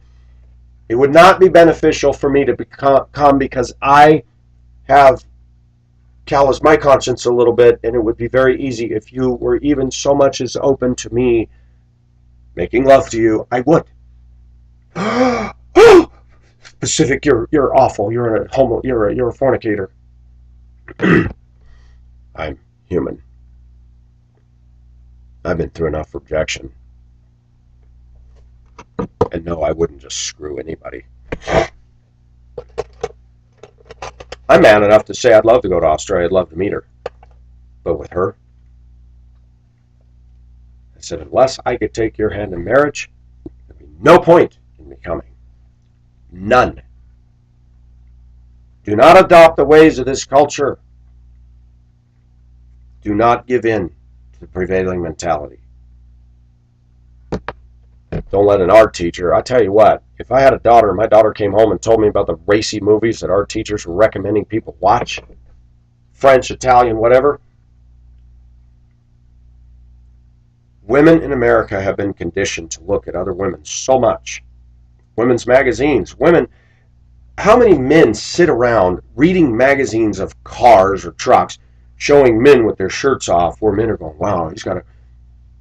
Men don't do that. But women look at women that are scantily clad over and over and over and over, and guess what's happening? They're getting attracted to them.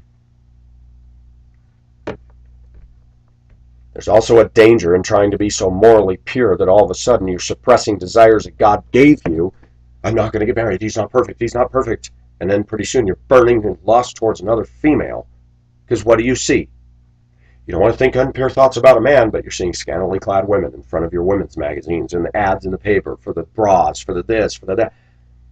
We need to wake up here and get real. The reason a lot of women aren't married is because they're too picky. Well, Pacific, you've been married 3 times. Yes. To women who are not nice at all and did not exemplify godly qualities at all. Oh, but they were moral.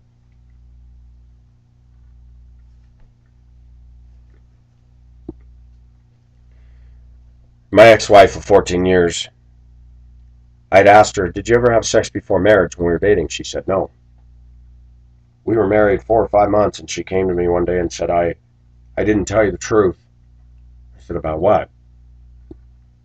And she had told me we were dating, she's really against men cheating on their wives.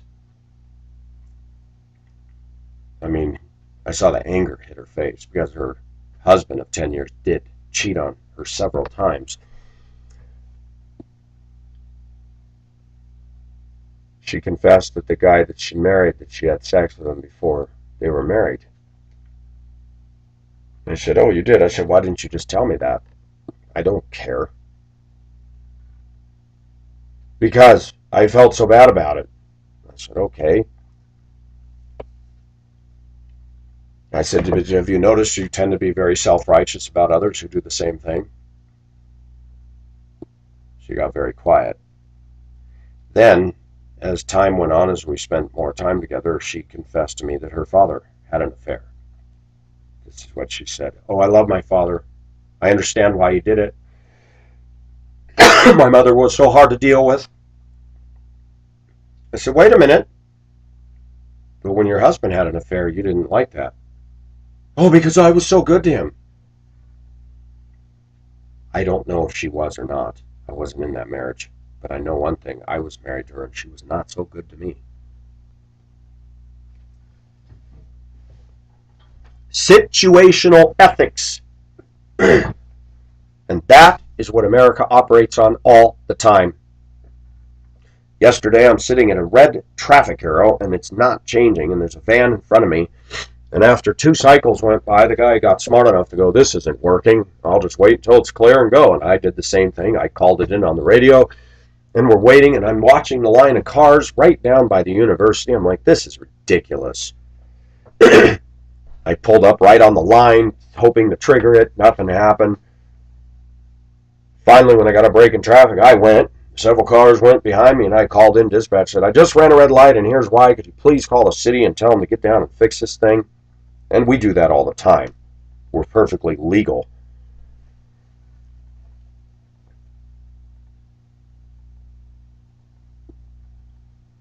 But situational ethics becomes a real problem when somebody says, I've waited 15 seconds for the school bus stop sign out. I'm done.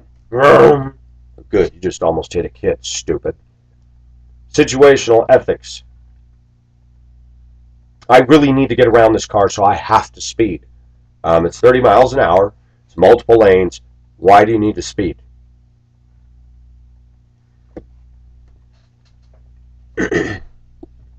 Situational ethics. My dad was a good man, so I can understand why he had an affair. But any other man that has an affair is a pig. I turned around and smiled at her. I said, well, what if you're not being so nice? Can I go out and have an affair? No answer. When we start playing God, determining when we can be moral and when we cannot be moral, we got a problem. Let me say something, women. Any man can cheat on you, and you can cheat on any man. But you don't make it any easier when you are not nice. And I read those posts of those women. Not one of those is worth pursuing. One saying she believes in God but doesn't go to church. I'm chunky, I'm this. Why would I want to get involved with that? I have a right to want an attractive woman because I consider myself an attractive guy. I don't consider myself the hottest looking dude out there. But at 48, I'm fit, I'm in shape, and I'm buff for my small size. And you know what? I have a right to expect a slender, petite woman. I don't care if she's shorter than me. I don't care if she's 4'8". I just want us to have some symbiotic, synergy. I want a woman who's matched to me sensually. I want a woman who's compatible with me. I want a woman I can go deep with intellectually. I am not going to fault myself for that. With women that don't want to be militant, and I don't mean militant Nazi, but with women want to gain a lot of weight, you're not the kind of woman I'm interested in. I can't force myself physically to make that work. I'm not going to beat myself up for it. We all have preferences, and that's okay. What I'm attacking in today's women is the preferences they're expecting on us, and then you read the profile about themselves, and you're going, really? It's kind of like this person is one of these, right? And then this person is one of these. And this person's sitting here saying, I don't like these kind. Well, you're two different things. Then quit looking. Maybe you need to find somebody more like this. Or maybe you need to find somebody more like this. What I'm criticizing is American women putting standards on men that they themselves don't follow at all. I want a guy who's tall and attractive, but I'm a chunky pig. These women wonder why they can't get a quality man because they're not quality themselves. Chunky, foul mouth. I don't find that men are adverse to dating a woman with children, but most of the men I've talked to said the children are a complete terror. The woman's complaining, oh, my ex hasn't paid child support. Who wants to get involved with a financial liability problem? There are women that are good with their kids, have them disciplined and respectful, and men have said, I didn't want kids, but I love her so much, and her kids are good people. I will take them as my own also. Women rip people like me to shreds, and then they get mad. people can't accept me because I have kids and I'm a little bit chunky. Gee, I wonder why. Your kids are out of control, the house is a freaking disaster, and you're fat. No discipline. Why would a guy like me who's driven, who can go out and ram out a hole and do projects and go, go, go, why do I want to be with that? What incentive is there for me to feel romantic inclinations towards that? Here's what I picture. Oh, I don't want to get up today. Wearing the sweatpants and the stinky t-shirt, laying on the couch, and I'm going, really? Why would I want the slender, good-looking woman who thinks she's too good for everybody? Why? None of this is Jesus Christ. None of it. What women write. Let me tell you a little bit about Pacific and his ex. She came down on her hands and knees and cried and said, I have not been nice to you. I have blamed you, and I see that I am to blame. I would take her up by the hand and say, I forgive you. But that will never happen. When I say take her by the hand, I don't mean go back to that. No way.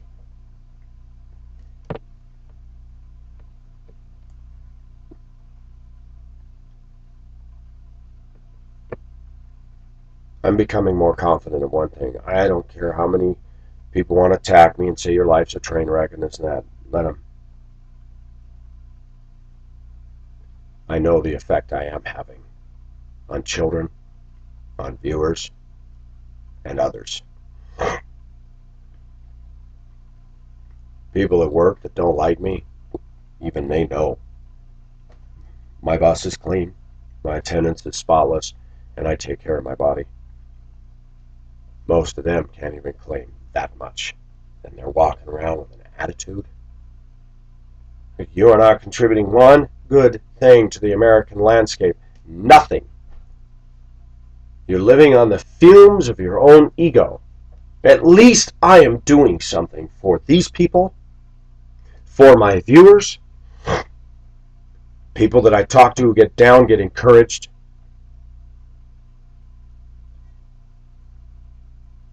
I don't see Miss UK doing that at all. I don't see most American women doing that at all. All they're doing is bringing us down, down, down into the toilet bowl of despair, putting us down, attacking us. And a woman in Australia who has many men that would date her in a moment, mostly Indonesian, Sri Lankan, and then to see Kathy Anxiety write some stupid comment about me going after a third world woman. Hello? Yes, she's from Cebu, but she's been born and raised in Australia and is going to university. I don't call that third world.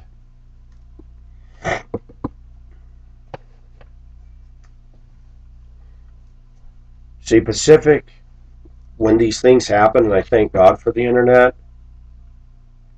a condemning letter would have worked like that years ago. Oh my gosh, I'm not worthy enough for this woman. I have failed. I'm such a piece of trash. That doesn't work anymore because the internet has shown me there's 6 billion people in the world, and that the way we think over here, even those that claim I'm being biblical, no, not really. You're taking the letter of the law and using it as a billy club against somebody, but you're not looking at the spirit of it. And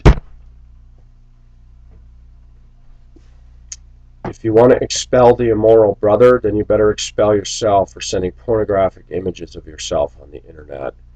And I would say that any woman who's doing that, we need to go to the church and say, this woman is putting inappropriate pictures of herself on dating sites.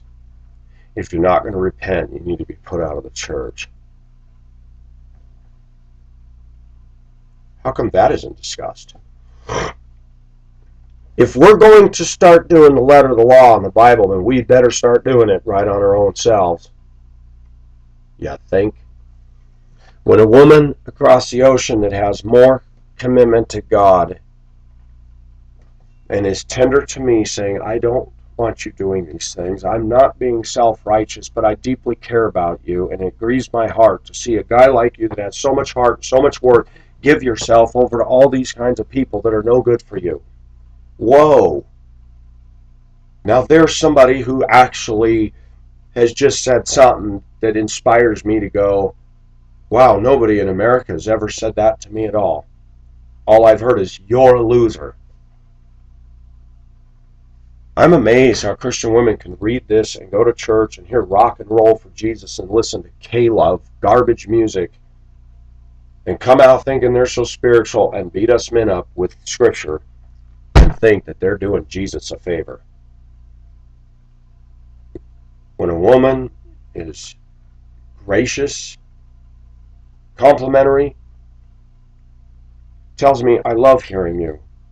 Sometimes she goes, when we talk, I'd just rather you do all the talking. I just love to listen to you. Really? Even I, deep down inside, have been told and conditioned, nobody wants to hear me. And yet my YouTube channel's shot that right out of the water. People are telling me, man, you haven't been doing videos for a few days. Man, I can't quit. Now I got to do this all the time because people are feeding on this thing. I get letters from father and son saying, we love watching your videos. You make us laugh. I get my coffee out on Saturday morning. This is better than the newspaper and the news and any TV show. I wish you had your own TV station. Am I an egotistical pig? I have to be careful about ego just as much as anybody else. But my ego tends to react more out of being so defensive and being put down on my life that I stop and go, wait a minute, hold on, let's think this thing through. These educated people are telling me that I'm not educated enough, and yet I see the way they drive and I'm going, but wait a minute, you're going 80 miles an hour, screaming up to a red light, and I pull up in my bus and you're right next to me, and then you get so mad that you're in your complete professionalism, college degree, and your suit and tie, and now you decide to run the red light because you're so embarrassed, and that's your way of saving face. Instead of putting your head down going, I just acted like a complete idiot. Yeah. That's why Pacific has gotten a little bit of an ego, because we need to start being critical thinkers, and I need to start going, hold it. This woman's writing me, condemning me about all my atrocities and sins. Let's unpack this thing. Let's unpack. Is there truth to this? What is she modeling? Oh, yeah, there you go. American women in this country have a problem. They think they can sit there and sit behind their little cardboard fort and throw their snowballs, and we're getting them. Wow, we're hitting them in the face, hitting them in the butt. And a guy comes up that hill and goes around the back of that fort and kicks all that cardboard over and says, the girl game's up. Ah, you're a monster. That's why I speak on this stuff. We need to start unpacking the women that are saying these things. We need to start unpacking their dating profiles and go, look at this. You ought to be ashamed of yourself, woman. This is not maturity. This is not saying, I'm educated, I'm sexy. I'm sorry, how many men write in their posts, I'm sexy? Why is it women are always, I'm good looking, and I'm told I have an ego? Really? By the women who have an ego bigger than mine? Yeah. I like putzing with stuff. Screwdrivers, files. I wonder if this will work on my nails. Hey, maybe it does. Hey, that's pretty good. You know what? I got a thumbnail. Years ago, this is one deformity that I have. I'll show you a comparison. My thumbs. I worked at a place called Coronado Technology, Prescott, Arizona. They manufactured the canvas truck top covers that went over the deuce and half, 6x6s, 8x8s, whatever they call them. And I ran a machine that would poke a grommet up through. It was a 3-stage, not a machine, it was a foot press thing with a big steel block that came down on another steel block. It had 3 stages. You put the grommet here, pull this stuff real tight, that thick burlappy canvas, you know. Hold it, push the foot pedal down, it poked the grommet up through. Move it over to stage 2, push the foot pedal down, it bend the little tabs. Move it to stage 3, completion. When I started there, and they gave me that duty, a guy come up to me with a jar about this big with a lid on it, formaldehyde. Somebody's thumb was in it. I said, ooh, what is that? And he says, be careful on this machine. We've had 2 people lose their thumbs in this. Pacific and Grand Style got good at that thing. I mean, I was a machine myself. One day I pulled the fabric. It pulled against me. I hit the pedal, and I was holding the front part of my thumb dangling by a thread in my hand. I immediately got up, went to the boss, and I said, I got my thumb. I didn't cry. It was such a shock that I didn't even feel pain. I had a 62 Chevy pickup without power steering and a stick shift, and I said, there's no way I'm going to be able to get myself to the hospital. It necessitates two hands, and this thing was bleeding all over the place. So one of the guys was told, go take him to Yavapai Regional. Went to Yavapai Regional to tell you how wonderful the healthcare, the mentality of America is. I sat in there for 30 minutes with my hand gushing blood all over. He got up and he says, can he be seen? This is an emergency. Well, we have to make sure that it's covered.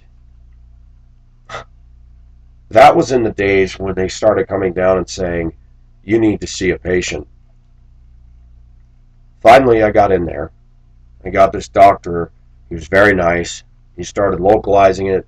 I'll tell you what hurt so bad is when he stuck that Novocaine needle in there. I was like, oh, gosh, that hurts.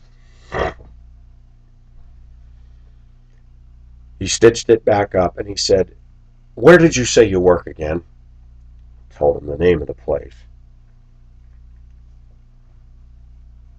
He cussed, threw his clipboard down. He says, you're the third one this has happened to. Two guys lost their thumbs. I'm calling OSHA. I said, I don't want to cause you. No, you're not the cause of the trouble. This thing is unsafe. Are there guards on this? I said, no, sir. OSHA was called. I was out for 2 months, 2.5 months on workman's comp. I came back to work. The machine was out of there. They had a new automated machine that poked holes through all the holes that needed to be on one side. It was a machine that went down and went, and it would not operate except if you stood back and pushed a button. No more pushing foot pedals, nothing. I thought, why didn't they do this before? Then the other people would sit there, put the grommets that were already in the holes, and tap the things down. Easy. 100 times the volume of what I could do on that silly thing. The boss, fat, overweight, redhead, bar chick woman, cleavage showing, tattoo on her boobs, complete nasty woman. I was always polite to everybody. That was when I was trying to live my Christianity. One girl, I'd come up because I couldn't. That machine was gone. So then I was the line inspector. I'd inspect, and I said, there's a missed seam here. And the girls would get so mad. It was all the women that were doing the sewing. They were so hostile. Some of them were pretty. And there was this one gal that was very pretty, and she goes, so you're really a Christian, huh? And I said, yeah. She goes, I want to ask you some things because I really have a hard time with this God thing. And on our break, we would chat. But the woman who was the plant manager had her own dysfunction and deficiencies, and I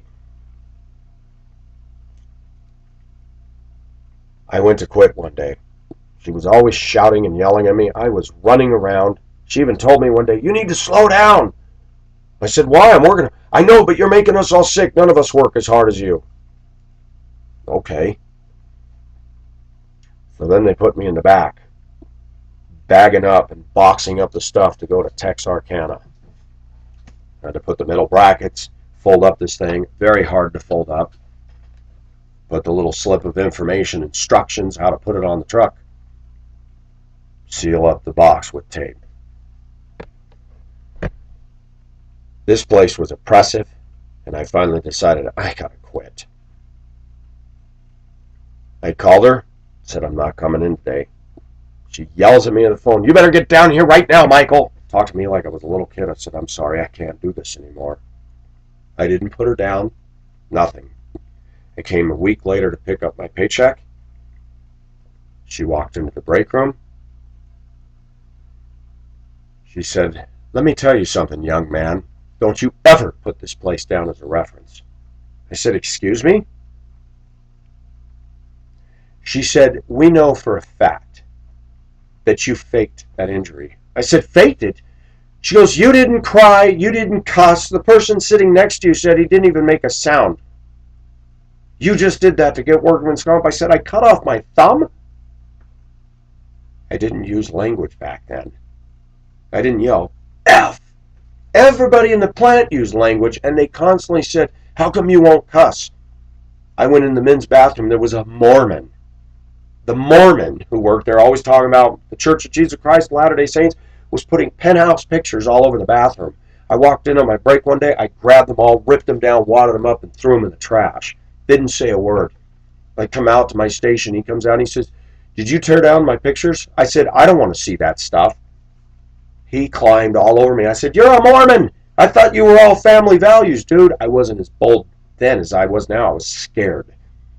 I said, I thought that you said you're a Christian. This is nudity. You don't have a right to rip my pictures down. I'm thinking, now if it had been today, I said, you don't have a right to put them up in the workplace. Kimosabi. I couldn't believe the stuff that I saw. I haven't even begun to tell you my long history of working in factories and women. Nasty, awful, bar chick women working assembly lines and the horrible things they said to me. And I was a good worker. My own boss in the warehouse at the aluminum factory said, there's nobody like you. Women would laugh and say, that guy needs to get laid. He needs to have a beer. No, I don't. It's amazing how we, in our culture, tend to get sucked in. I don't drink, but it was now I became somewhat looser with my morals, and I don't have patience for stuck-up, self-righteous girls that have not even been where I've walked. They have no idea the depth that I still haven't even put out there on YouTube. There's no way I could put 48 years of my life on here.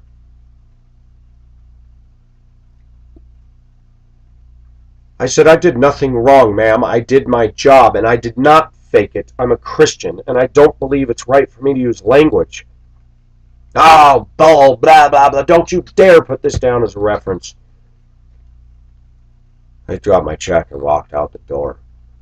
I was a relatively new Christian, and I remember I walked down the railroad tracks back to town. It was 10 miles away.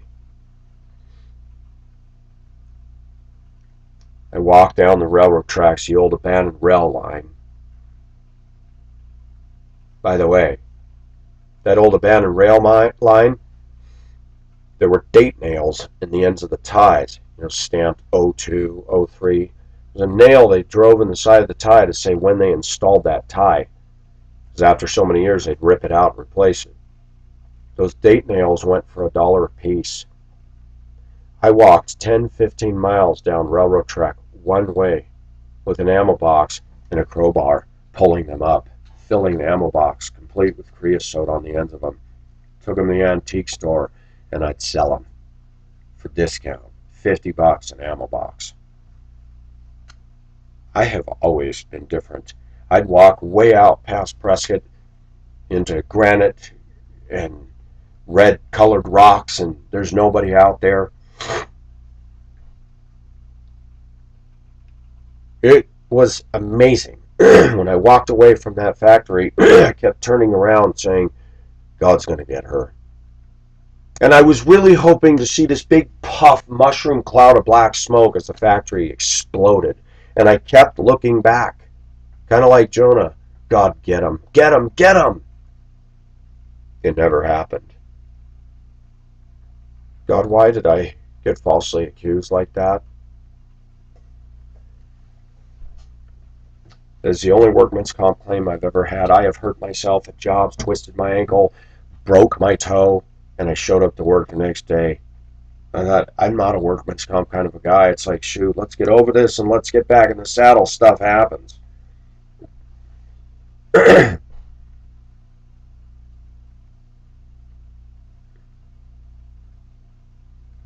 When I went to apply at the aluminum factory years later, they said, have you ever been fired from a job before?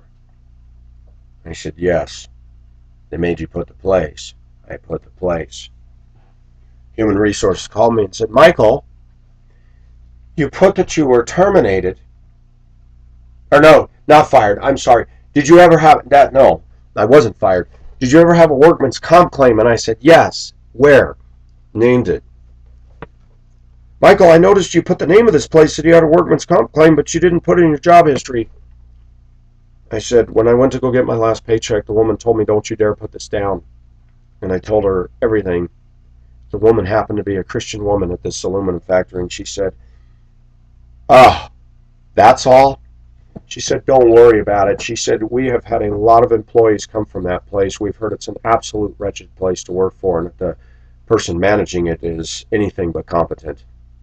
We've checked your references and you're outstanding. Would you like a job with us? Yes!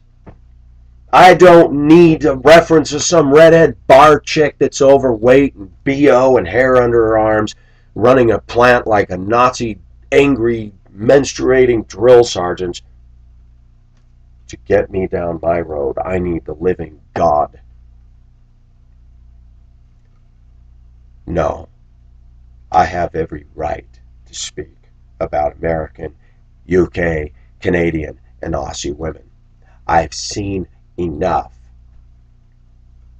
I haven't even begun to tell you. Highland Plasma, Duluth, all the different places I worked where women were in dominant control, and the things that came out of their mouths, the double standard, this lunacy of stuff that if we were to follow the law of political correctness and workplace harassment, all these women should have been fired. Accusing somebody of faking an injury because I didn't cuss and didn't cry. She wasn't in the operating room when he stuck a Novocaine needle in there, and I was like, I mean, I was a mess. Please stop doing that. When I pushed that foot pedal down, that steel block was 2 inches thick, 8 inches wide, 4 inches deep, coming down on a light block beneath it. When I pushed, I put my foot through that thing, and it so quick that there was no pain. There was a numbness, and as I was holding it going, my gosh, my thumb. It grew back, but the nail grew deformed. My hands are perfect, except for that. And I was always self-conscious of it. I'd always walk, and I'd always hold my hand like this. Now I don't anymore. Got over it. At least I have my thumb. I can tell you story after story involving women and the crazy things they do. The good-looking women at the factory I worked for that Friday night go out and get drunk and get laid. And they're laughing at me, mocking me for my faith, mocking me because I had thick glasses, and yet I was a harder worker than any one of them at that factory. I ran circles around every one of them.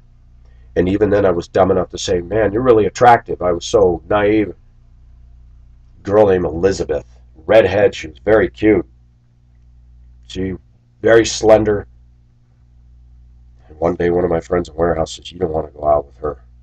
She gets around. I said, really? She says, yeah, she's a whore. I said, wow. I didn't realize how hard people were. When I started working in factories, I'm like, wow, these.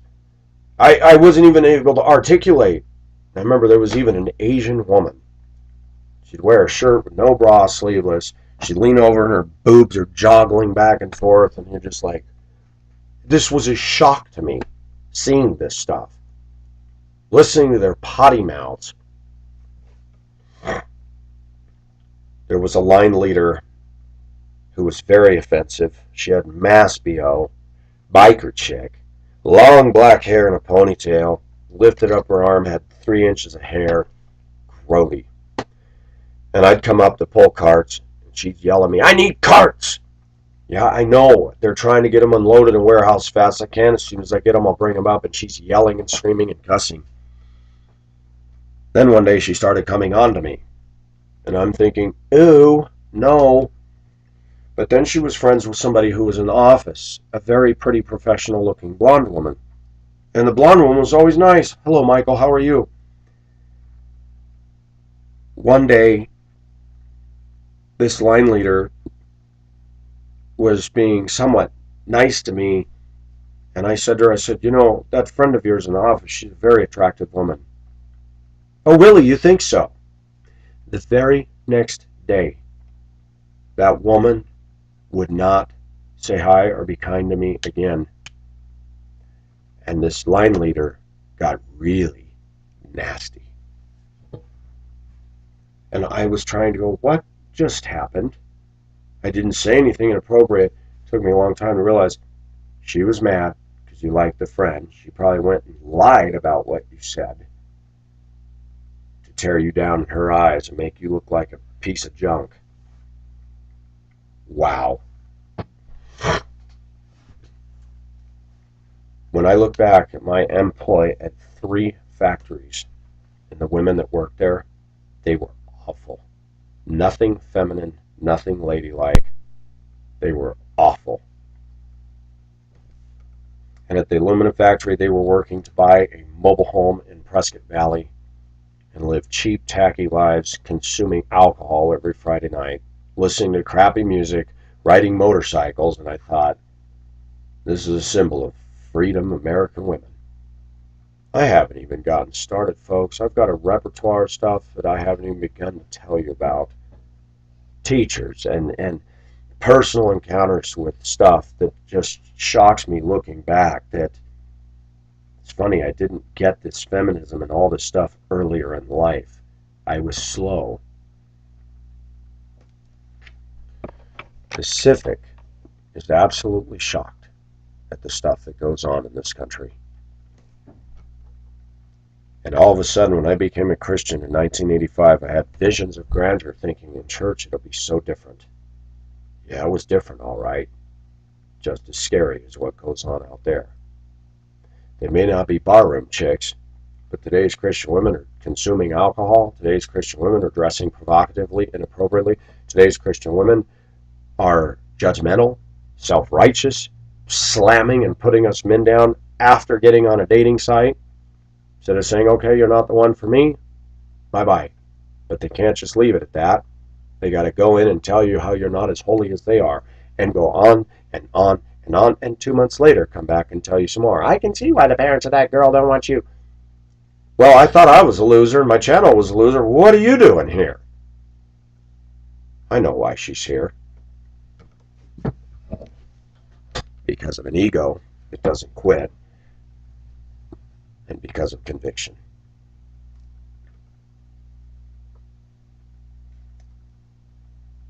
No, God is working in Pacific's life. This week has been kind of tough, and I'm going to continue this channel. And I got on my hands and knees at my bed last night and said, God, you're going to have to deal with my son. You're going to have to deal with this ex-wife, because there's nothing that I can do. If I contact her, it's trouble. If I have any conversation with her, I need somebody with me. No conversation is going to be had via the phone, the front door, her coming here, she comes. I'm not talking.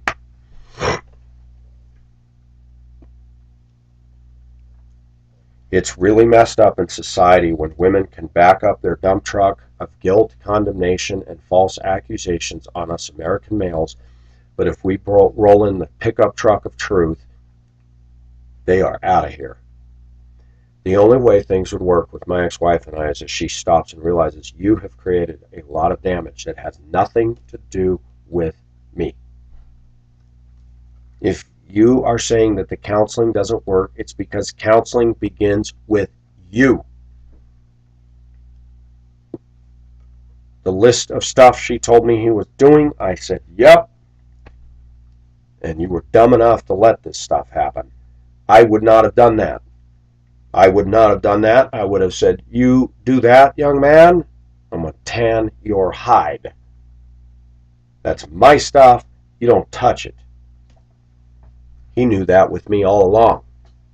I didn't have any of these problems with him. She does. I thought of ending the channel last night because this woman is a problem. I don't know what to do. I'm not even going to discuss any of the things I was thinking about last night because it would be moot point. Let me say it again. People want to criticize me for all this going on. I'm going to block you right now. Why? Not because I'm afraid of hearing truth, but because I've already told you.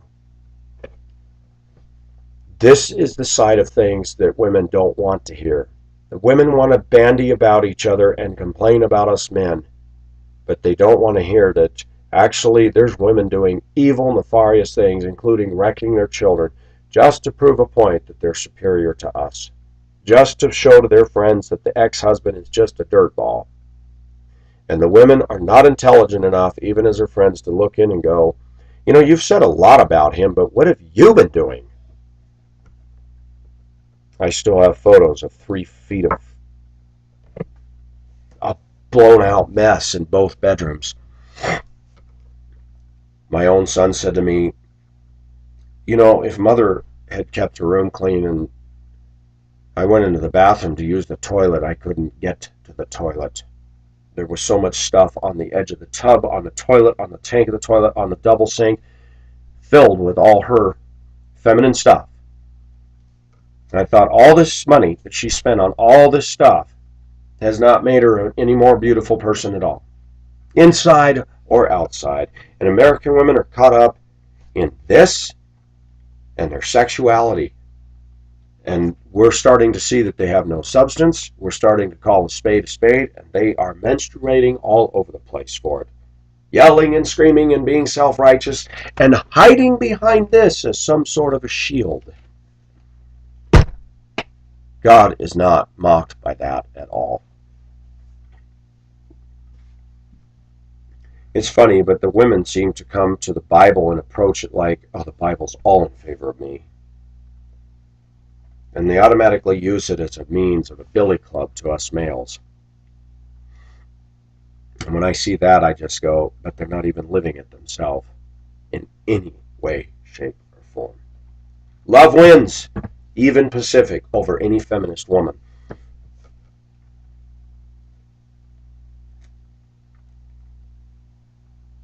And I encourage Indokita, if you really think that God wants you and I to be together, then you're going to have to pray that He does something above and beyond what both of us expect, because I don't believe it's going to happen. And some wag could say, yep, see, well, God's not going to give you that. God's not a genie in a bottle that He should give me or her anything. Is it reasonable for me to expect that God would bring me to a woman after thrice divorced, all the way across the ocean, who's 25 years younger than me, when there's bigger problems in the world, when a plane can't be found, where there's no closure as to what happened to the people on that flight, when there's people starving in the Philippines and can't get work and can't get food on the table, when there's all kinds of sex slave trade business? Should I expect that God would do something special just for me? I told you in Hong Kong on my birthday that the sun came out. When I woke up, it was a perfectly blue, warm, beautiful day. It had been cloudy for months, or at least over a month, no sun. And then the very next day after my birthday, back in the clouds, thick. Even Mouse had told me, you see, Lama, I think God's trying to tell you you'll be okay when you go back to the U.S., that He loves you. Wow. Does God do things for us? Does He do the unexpected? Yes. But too many Americans have been coddled into believing that God just thinks we're so special and He's going to give me that house and that SUV, and give me a break. Give me a break. God is not interested in giving you that stuff. And the more I see people who have that stuff, I see their Christian growth is about that deep. Now they're materialists for Jesus.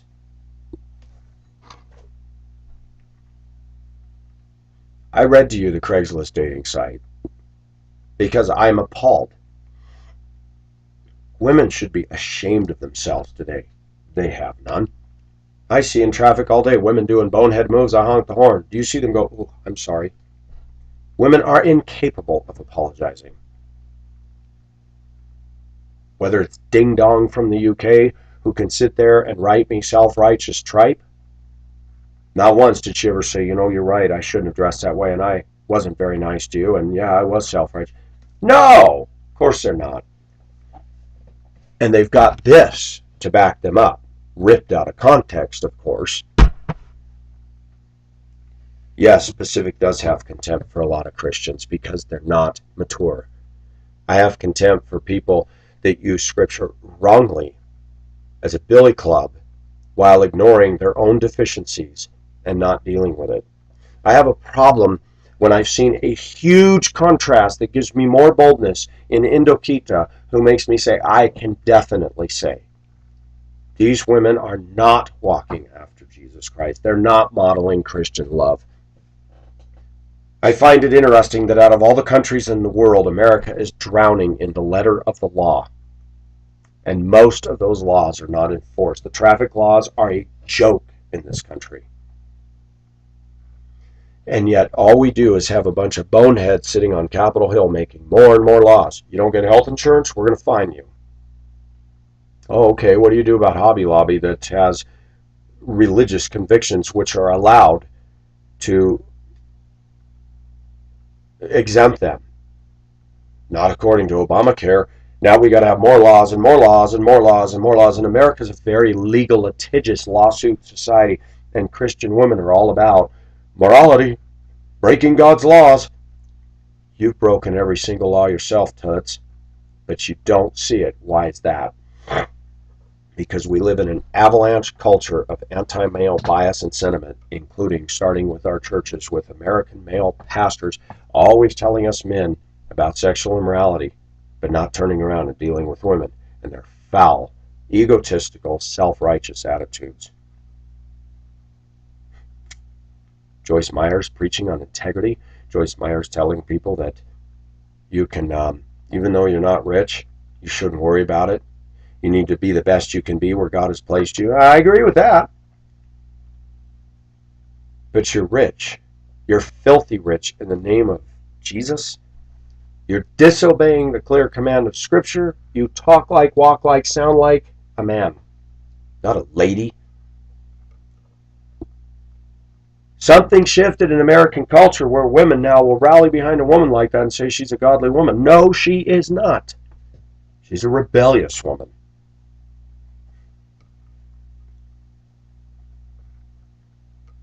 Women are not ladies anymore in this country. No siree, Bob. You know why my channel attracts people of all faiths and all ethnicities and sexes? Because they're not hearing this. They're not hearing a white man flat out rip open his own culture of white people and the stupid things we've been doing. The black people who know me, they know where I stand on some of the black issues of hypocrisy in their camp. But they also know that I'm not racist. And they also know that I see the hypocrisy right in my own camp of white people and white women.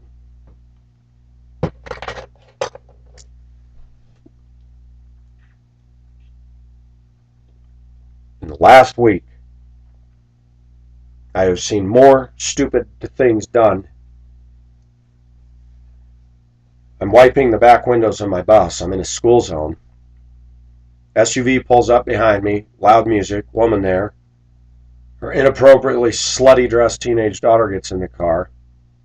There's traffic coming down the street behind her. She whips a Huey, but doesn't have enough room to do it. Doesn't wait for the cars to pass. She makes them stop suddenly. And then she's backing up and trying to get maneuvered so that now she can get out of the way. And I came so close to saying, wow. And she was doing it very fast. And I'm like, wow, let's drive like an unsafe idiot in the school zone. I thought, I can't. I'm on the job. I can get in trouble for that. Women do whatever they want in this country. And you know what's beautiful? Is today's Christian women can justify it all through this. One day we're going to do a message that a misunderstanding of this has caused a lot of damage. I was thinking the other day, do you want to know where one of the biggest wastes of money exists in this country alone? On my route in the morning, I drive by the Church of Jesus Christ of Latter-day Saints. Nice, beautiful brick building, trimmed out, manicured lawns, and I thought, something hit me. We're going to talk about that one day. I cannot believe how much money is wasted in perpetuating lies via the media, via politicians, and religion, and consumerism. Billions upon billions of dollars spent on the Mormon religion, the Catholic Church, Seventh-day Adventist, Jehovah's Witnesses, Christian Science, and all the ensuing cults. Billions of dollars to peddle lies. Buildings and temples built, missionaries sent out, all wasted. Money that could feed people, clothe people, house people, wasted promoting falsehoods. You stop and think about that. The Mormon Church alone, billions of dollars wasted in a belief system that is so ridiculously shoddy, unintellectual, unsubstantiated by archaeology, unsubstantiated by one piece of scripture in here. And yet, when I talked with my brother-in-law years ago, and this is how you get everybody nailed right away. People who claim to be Christians, if you start getting deeper, watch how fast they start telling me that this book is a problem. Well, this is a Mormon who said, if you want to know what a Mormon believes, ask a Mormon. No, that doesn't work. He said Lot offered his 2 daughters to the men of the city. That wasn't right. I said, no, it wasn't right. Well, that's a contradiction. I said, no, it isn't. I said, Lot had other problems and God dealt with them. It said he was vexed with the filthy conversation of this world. When you're living in an immoral place, it's very easy for us to slide along with it. Case in point, that Bible, wrongly handled, has given rise to so much stuff. Ellen G. White claims that there's no hell, that people are annihilated. She claims she can back that up with scripture. There are people that can justify polygamy in the state of Utah right now, polygamy cults, out of scripture. There are people that can justify blowing up abortion clinics, out of scripture. There are people that can justify physical violence against other people, not in a time of war, all with scripture. There are pastors who can justify cussing and use it in their pulpit, out of scripture. There are people that can justify sexual immorality, out of scripture. There are people that can justify pulling in $92 million in 2006 and buying 25,000 square foot homes and calling themselves a preacher as a woman, out of scripture.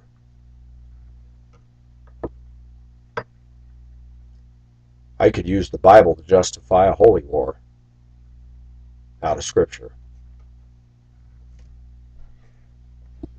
For the unintelligent, for the non-scholastic, for the non-student of the Word of God, this becomes an absolute danger to all of mankind when we don't take in history, context, exegesis, proper understanding of Greek, Hebrew, and Aramaic, proper understanding of dispensationalism, proper understanding of theology.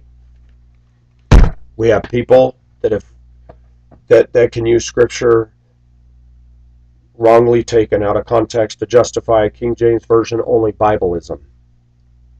We have people that can twist scriptures to say we can lose our salvation. We have people that wrongly twist scriptures that say speaking of tongues is for today. We have people that can twist scripture that say that you need to be baptized or you're not going to heaven. We have people that are twisting scripture saying that the promises made to Israel no longer apply to Israel, they belong to the church. There are people that can use scripture to say there's no rapture of the church and that God's done with Israel. There are people that can use scripture to say that God's not coming until the end of the tribulation. Interesting. There are people that can use scripture to say that the earth is billions of years old. All of this stuff is reaching deep.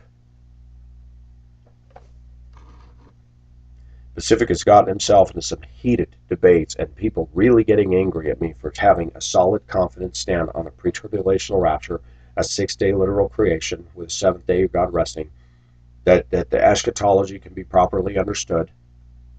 They have a real problem with that. There was a Jewish woman what was I, 19, 20, 21. This Jewish woman showed up at the Calvary Chapel Church, and she had a crush on me, but she was much older than me, and I was not interested in her. A very nice woman, but she would invite me over to watch movies with her and her daughters. The 16-year-old daughter was drop-dead gorgeous, and I admit I liked her right away. Oh, you were 20, what a pig. Yeah, 4 years difference. She was beautiful, black hair, Jewish girl, fair skin. She was gorgeous, and she liked me. She'd go, come on over, and we'd watch movies. Nothing inappropriate was ever done. She said, can we sit at the kitchen table? I want to hear your views on the rapture of the church because I've had some confusion about it and I want to know what you believe. Okay. Well, at this point, the mother was dating a man. I was in the kitchen very quietly opening the Bible and saying, well, here's what the Bible says about this. And she goes, wow, that's interesting. That's really interesting. The man comes in the kitchen and says, you know what, I'm going to have to break this up. You cannot support from Scripture a pre-tribulational rapture. And I said, excuse me, sir, I'm having a conversation with her. Well, I'm dating her, and as the possible spiritual head of this family, I said, you're dating her. She's my friend, and she asked me. He started a very unhealthy situation. The daughter got up in tears and walked away from the table and says, I don't want all this arguing. Nice job, boyfriend. I never came over to the house again. I thought that was ugly, and I didn't yell or scream. I've done my research. And in America, I believe that I'm right in my understanding of this book. I don't always live as I ought to, but I'm trying to get there. And when you have confidence and you do your own study, boy, immature Christians that believe in false teaching really get mad at you. Well, you can't really know for sure. I can't really know for sure, but you're convinced you know for sure that your view is right, don't you? I'm amazed at a huge lack in American culture of sound doctrinal teaching in most of our evangelical congregations. And that right there is responsible for all kinds of strange and weird and bizarre behavior. Because what you believe about God in this book is going to determine the direction you take. Well, gee, Pacific, you haven't taken a good direction. You've been married 3 times. Yep, throw it at me, girls. That is not reflective of my theological beliefs. That's reflective of the human part of me that had bad environment and this and that, and me making poor decisions because I didn't have proper tools.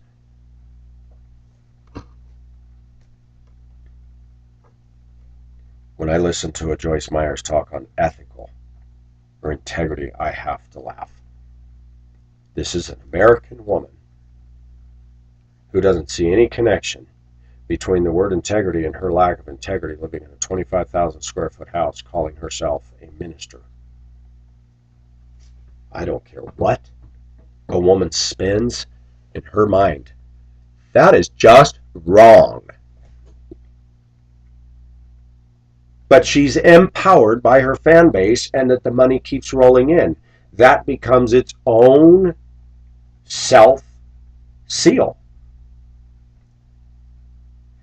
It's even easy for me as a channel producer to say, well, I've got so many fans, and it gives me confidence. But the difference between me and Joyce Myers is when I'm wrong, I'll be the first to come back and say I was wrong. But I do believe in standing on the truth, and I don't consider myself a pastor. I'm not qualified for that, but I do consider myself able to teach because I have a lot to say. And I believe that I steer people in the right direction. My cousin and my sister said years ago, both of them Christians, one thing about Pacific, we can ask him Bible questions and he's always going to tell us the truth and say, here's what the Bible says. They both have respect for me on that. My cousin has wandered away from sound theology, and I'm very disturbed by that. But even he still to this day says, I know that if I need a biblical answer, I can get it from you.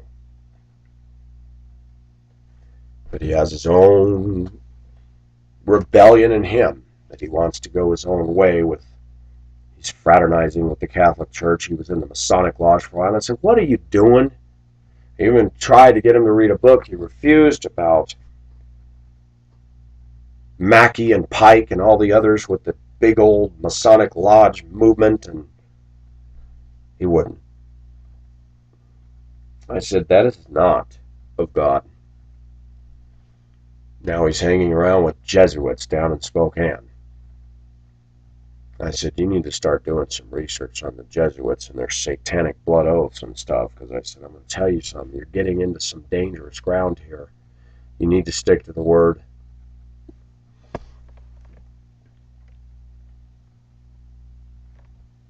I love my cousin, but I don't go in and start condemning and beating them and saying, you're my disciple. They have to make their own decisions. I give them the tools they need to give proper Bible study. I say in book after book. When I was living in Denver before, I sent them to Juneau, Alaska, the Dead Sea Scrolls translated.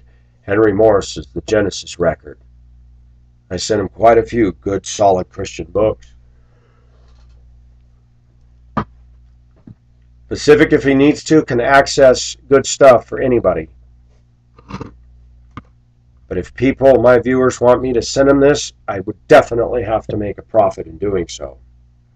Because I'd have to go to Denver Seminary, pick up stuff, and I'd have to charge shipping and handling, and I'd have to charge a profit, because this stuff, this gets expensive, and I'm already strapped for time as it is.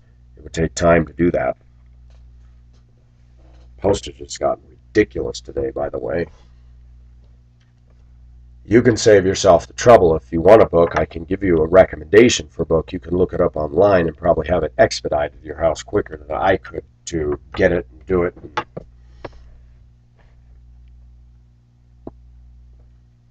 I've done some rabbit trails in here deliberately because I'm talking about a summation of things going on. Suffice it to say, I was deeply discouraged with that stupid note. I'm like, you know what? You can't knock on the door. Can we talk?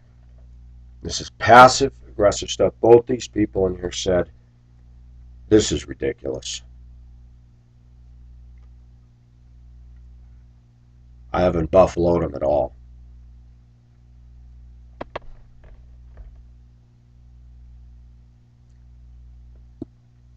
Even if I were to go up and say I want him to go to church with me, he doesn't want to go to that church. What am I going to do? Drag him, kicking and screaming? Sit there and shift through the whole service in Sunday school? Then I get nothing out of it. I mean, what are you going to do?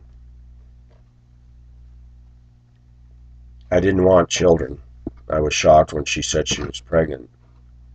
And I confessed it last night. I said, you know, God, why did you allow that to happen? There are women that desperately want children and you don't let them have it. I didn't want kids. She's not fit to be a mother. And now we've got a big old mess. What? God, why? But it goes back to that belief. Wrong beliefs about God. That God is supposed to just intervene all the time and keep us. And he doesn't. He doesn't say, hey, Pacific, don't marry her. You're going to have 14 years of grief and nothing but problems. He doesn't say that.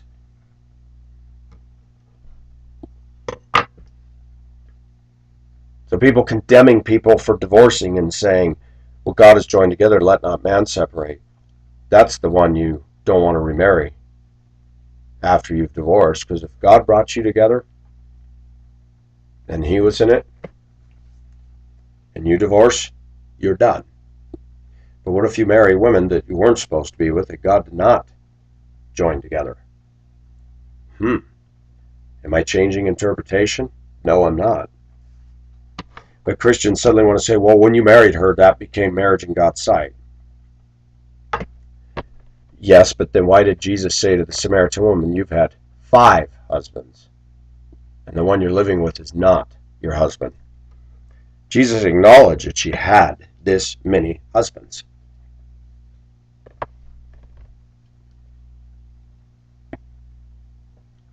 When we get into sticky matters like this, we have to be very careful not to apply a bias to interpretation, mine or anybody else's.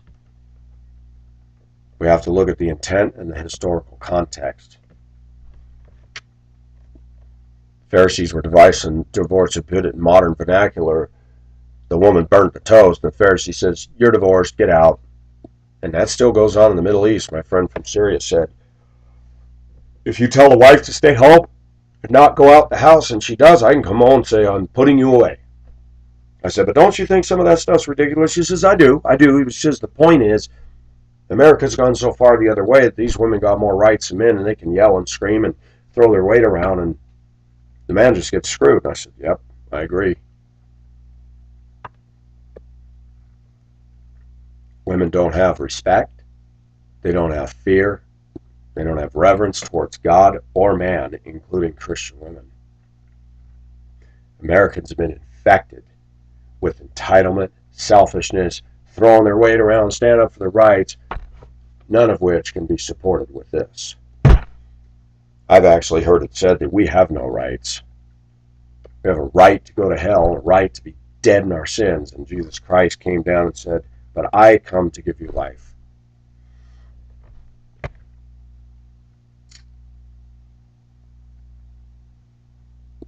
What American women write, date posts, ex-wives, what American bosses do,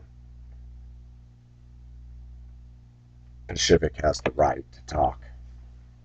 Pacific has the right to speak. I've made almost a 3-hour video here because I had stuff that needed to be said. Ooh, just caught that between my legs. That would have hurt. Look at this. Now, is this the silliest thing you've ever seen? Christmas Day dinner, all in a can. Basically mixed up turkey, vegetables, potatoes, sweet potatoes, everything all jammed in there. Wild.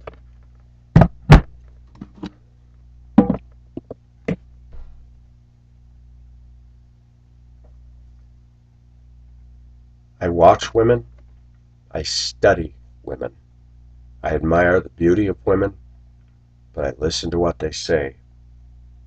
Whether pushing a stroller, whether they're walking at the zoo, whether they're getting on my bus, I watch them and I study them.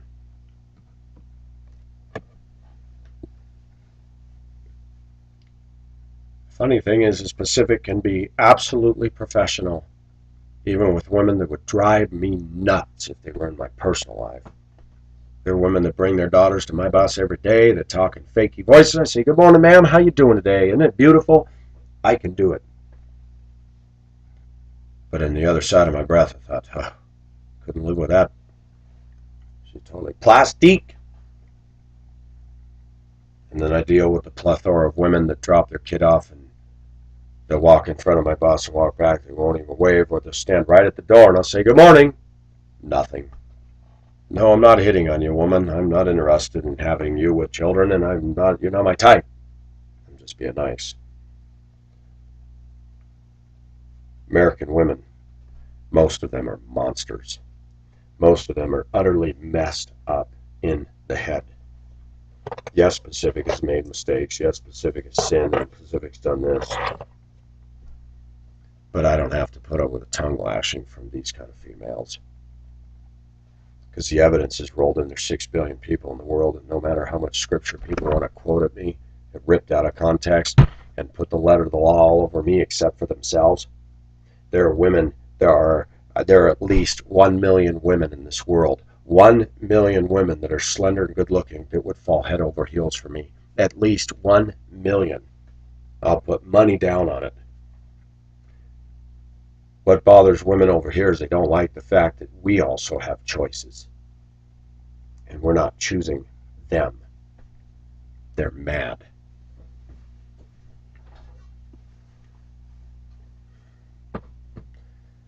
What does it take for growth? What does it take to change? People in dating relationships need to stop looking for perfection.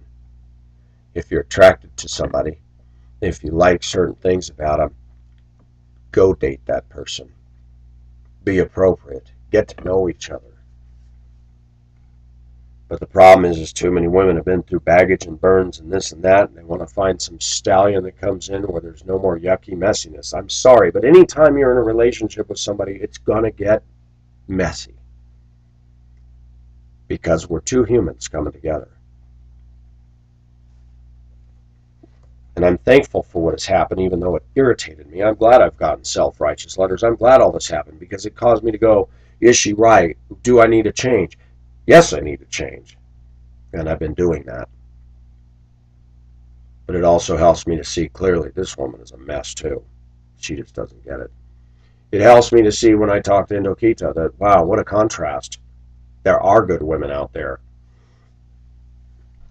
It helps me to talk to my friend in Tennessee who went on a date. The guy was all nice and chummy with her, appropriate. She thought I actually was a good Christian man, prayed before the meal. And then he has no contact with her after that. No text, no nothing. And she's feeling like, well, what happened? I thought we clicked. He even said, yeah, there's some really good hikes we could do. Men aren't very nice either. I know that. A lot of men are playing games on dating sites, being mean, showing pictures of their wieners, saying, I don't know why you think you get somebody, you got kids. You came on to me. Why'd you come on to me? She told me a story of a guy that came on to her knowing that she had kids. Says, can I come over tonight? Well, no, because I'm playing Legos with my kids, and we need to go on a date first. I'm not just going to have you come over to my house. Well, how about after the kids are put to bed? Why do you want to come over to her house so bad?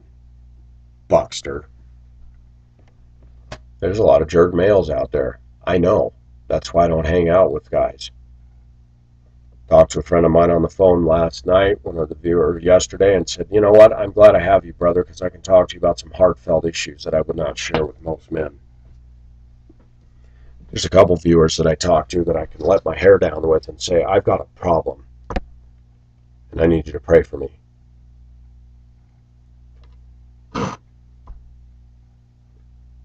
God's not done with me yet. And I know that when I look at the Bible, I know that I don't even come close to His holiness. I'm not some pompous, self-righteous guy here. I'm going, man, I fall far, far, far short. But so do all these women in the church. We don't need to listen to them.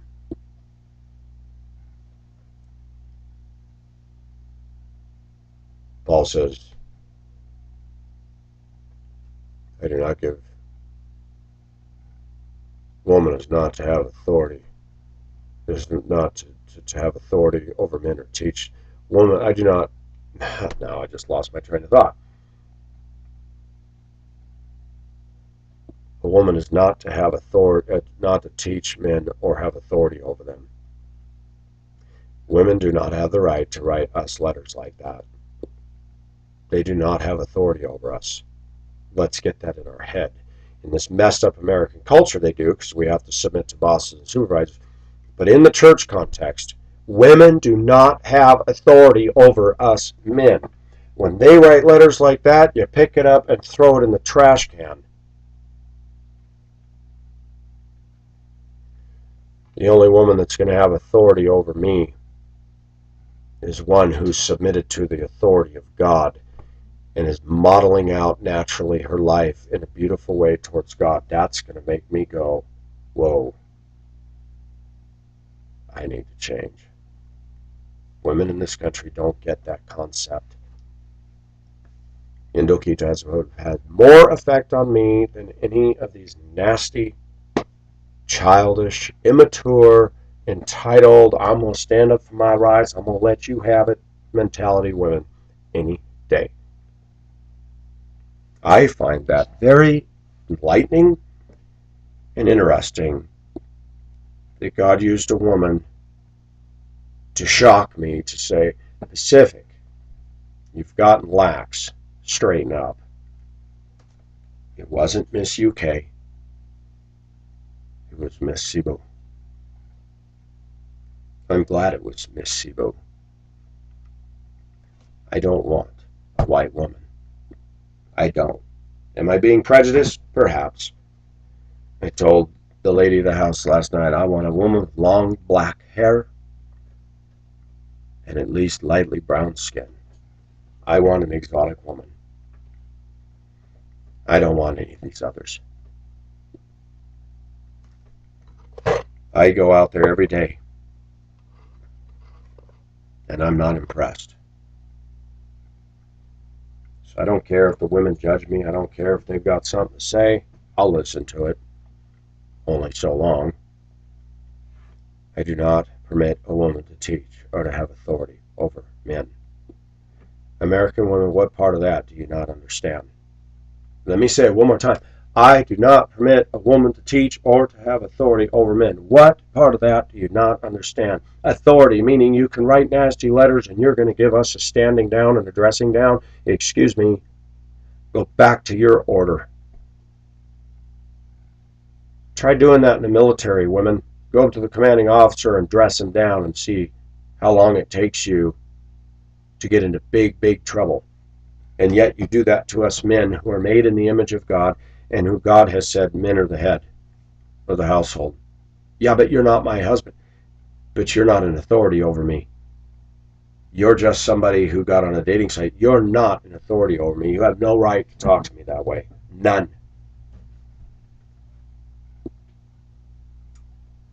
I was thinking I'd be curious to know what church she goes to, call the pastor and say, I want to share with you a story about a woman who doesn't know how to dress, got on my dating site, and tell him the whole thing. She watched my video, she wrote this, wrote that, blah, blah, blah.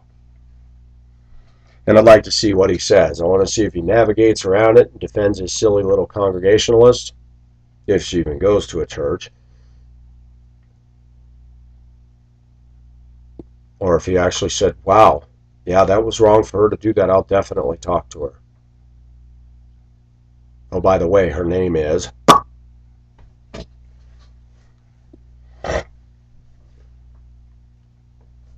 But even in our churches today, don't count on it. So many men have a twisted way of thinking that they would defend her before they defend me. Because situational ethics and the culture has become our theology. Well, this is the way women dress today. I had a music leader tell me that. Yeah, I know this is the way women dress today, but what does this say? And we men, we're being surrounded by a culture of porn. What does this have to say about that? What does this have to say about lying? What does this have to say? And somebody brought up a good point. Rahab lied to hide the spies. Yet if you listen to Christians today, and I just said it the other day, we're not supposed to lie. Uh-oh. It says, do not lie to one another.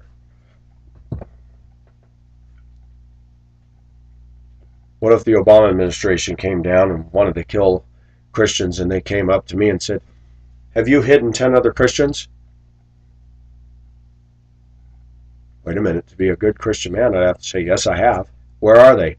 They're right over there. Ooh. Is it right to lie then? What do? Not all things are cut and dried, are they? You turn in your brothers and sisters you've just hid? Or do you say, I don't know where they are. I didn't hide them. You lied. What is God's will in that situation? What if Rahab said, yes, they're hiding on the roof of my place? That would have changed history, wouldn't it? Jericho would have fallen. God never condemned Rahab for lying when it came to hiding his spies, did he? God told Hosea to marry a prostitute. Wait a minute, I thought a prostitute was supposed to be stoned. Yeah, exactly. The spirit of the law, the letter of the law, God used that situation to talk about how Israel was behaving towards God. You're whoring after other gods. To quote my friend Luna, I always used to give her a hard time. She would always emphasize her H's, and she'd say, horsey. And I'd always go up and say, horsey, and she would laugh so hard.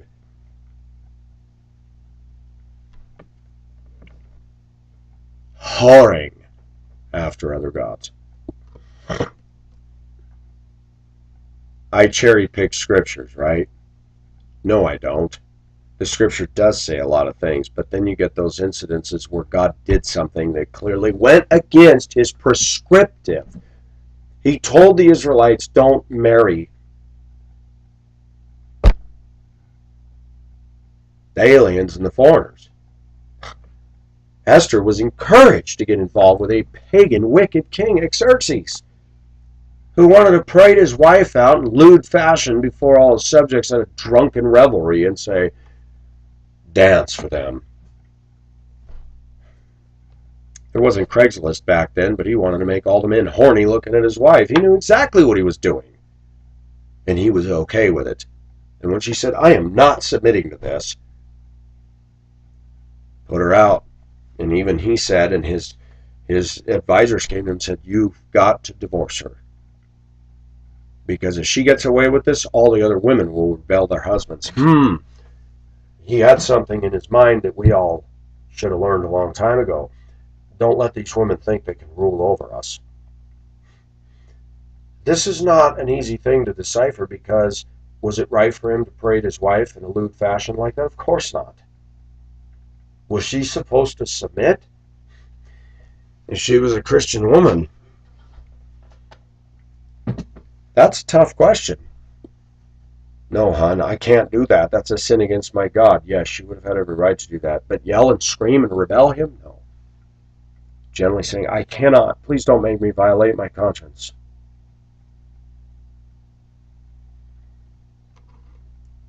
But Esther married him. Esther was a Jew, and yet God used that to save people from Haman's wicked scheme. Do I cherry pick verses? No. But you cherry pick verses to condemn us men on our sexual misdeeds and sins. But do you cherry pick the scriptures and avoid the ones that convict you about immodest dressing, inappropriate dressing? Yes, of course you do. I don't cherry pick anything. Why am I coming back to this? Because it needs to be mentioned. Women are chief at cherry picking scriptures. Most women don't spend much time in the Word. I have seen that. Most women I know don't spend a lot of time in this book. And when they do, they want all that stuff that encourages them and makes them feel good, the euphoric scriptural passages. For I know the plans I have for you, plans to prosper you, to give you hope in the future. What does that mean? Better get into the context. I convicted that woman. Whether she feels that conviction or not, I convicted her and said, you're not dressing appropriate and you're sure being hard on me. Not once did she say, I'm sorry, you're right. You're right. There's a lot of things in Scripture that even Pacific, as deeply as he studied and tried to understand, it's like there are things I cannot make sense of. How about this? And God wanted to kill Moses. Read it. Is it Exodus 4? Really? And yet he stopped. God changes not? Yeah, he changed there. He was going to kill him and he didn't. We need to be very careful about what we're saying. When we say God changes not, we need to understand what the context is. It does mean that when God says, I will never leave you nor forsake you, it means that he will never leave us nor forsake us. And this silly little thing is going on one of my sites, and I'm going to shoot it down, gentlemen, and I won't mention any names, about this idea that one can lose their salvation. I'm going to say it again. If you can lose your salvation, if you can truly walk away from Christ, tell me at what point that happens. 1 sin, 2 sin, 3 sin, 4 sin. Well, it's a deliberate. Where does it say that? Having once been enlightened, but turning away. You better study that out, because that's not saying what you think it says. Paul says one sin separates us. If you've broken one law, you've broken the whole law. Okay? Let's talk about that. Jesus Christ said on the cross, it is finished. Yes, I know people that got saved and they just totally turned away and walked away from it. Does that mean they're not saved? I would argue and say they probably never got saved to begin with. Or if they really do belong to Christ, that it's going to be that I mean, look at all the problems we're having with Christian women in the church and how shallow, superficial, rude, materialistic, and worldly they are. I could reasonably say, well, did they ever get saved? Of course they did. The woman I'm married to for 14 years claims to be a born-again Christian, and she's guilty of all kinds of atrocious denial behavior, does not believe the truth at all about herself. Blames everybody but herself. There are people that are born again that do atrocious, stupid, crazy things. Yesterday, I'm driving my bus, and a pickup in front of me cuts in front of me, no signal, fish symbol on the back, probably thumping to K-Love, to Jesus. And then he turns at the next intersection right in front of me, no turn signal, and I tap the horn, and he's all looking at, hey, fish symbol, witness, testimony, hello.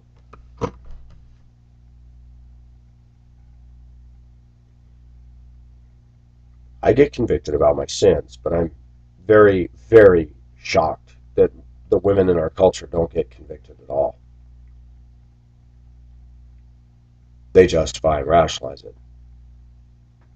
I wanted to show how long my hair was. Really? How about a white t-shirt? Contrast dark to light. No admission of wrong. Why am I picking this apart? Because I can. Am I hoping to get a date with this woman? Nope. Not going to happen. One, because she's unable to back up. Two, I don't want to date a woman like that. I've seen enough. She'd be a complete liability to get involved with. She'd be contentious. She'd be self-righteous. She would have an inability to look at herself and analyze herself properly. She would not be a good mate for Pacific. I've already been told I wouldn't be good for her. No, you're right, because I tell you the truth that you don't want to hear.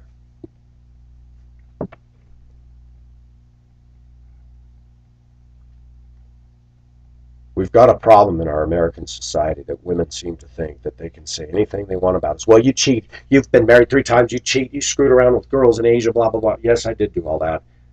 But if you really think that a man can't change, you came at me 2 months later, you ding-dong. 2 months. Told me that my channel was a-hole viewers. You told me I'm a loser. You told me my life's a train wreck. And you got to come back in and be nasty and mean. Don't tell me you were led by the Holy Spirit to do that. I don't believe that at all. I'll tell you who's led by the Holy Spirit. Ding dong, Indokita. And she had some things to say about your less than stellar godliness and your half-naked pictures, as well as women from Europe and other women out there that I've talked to said, she's a mess. Some of my guy friends referred to her as a troll. Why am I giving you attention? Because you want it, and I'll give it to you. Stick that in your pipe and smoke it. You are convicted, and you need to change. Pacific's changing, not because of you, but because some woman out there across the ocean gets it. That they may be won over by your chaste, modest, gentle behavior, something to that effect. You're neither of the above. I am sick and tired of American women so puffed up by Satan and ego that they think they're close to Jesus. And even I, in my study years ago in my 20s, when I was deeply poring over commentaries and stuff, I read from some of the great theologians that when you start getting closer to God, you become more aware of how sinful you are. It was happening, and it is happening to me still. Man, God, I can't even live. I am so far from your righteous standard. Today's women are arrogant and confident. That's no different than the feminist bull pookie that's coming down the pike. And it's all linked to Satan. Why? I shall be like the Most High. I'm confident. I'm enlightened. Yeah, Satan, you really up there on the ball. Your demise is written about. Today's Christian women are infected by feminism and satanic pus. Most of them, not all, but the vast majority. I thank God for justice and poetic justice, and I thank God that at the same time this stupid letter comes in my inbox, I'm having good conversation with a woman who hasn't rejected me and put me out of her life and expelled me, but said this: I used to be pretty condemning, and because of listening to you, I've learned to realize we need to get to know people and where they're coming from. Now, that doesn't mean we give an endorsement to all the people that want to live and continue to live in a lazy, self-destructive lifestyle. Fatness, drugs, booze, sex, all of it. Porn viewing. Even Pacific knows that if we want to grow, we have to make a step and say, no more of this. Will we be perfect all the time? No. Is it the job of today's American Christian woman to stand there and go like this when we do fall? Not according to Scripture. The problem with Christianity in the U.S. is it's taught people to be law. Women are good at quoting the law when it works in their benefit as a sledgehammer against the American male, but watch them get in their cars, watch how their attitude is, watch their self-righteousness, and say, are you really following the law of God?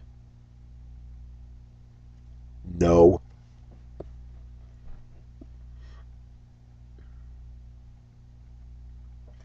But what if God was telling you to listen to somebody you don't agree with? What if God is telling you, that might be the man I have for you? What if God is telling me that even some white woman is the one for me?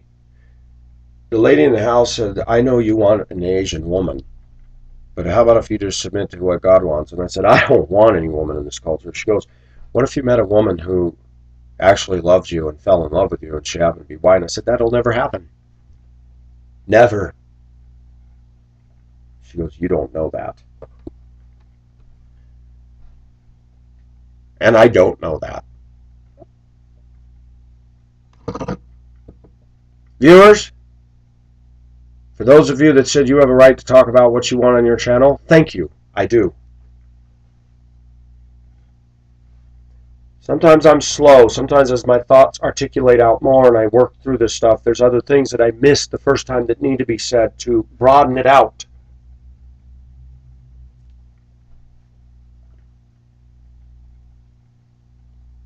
It's too bad.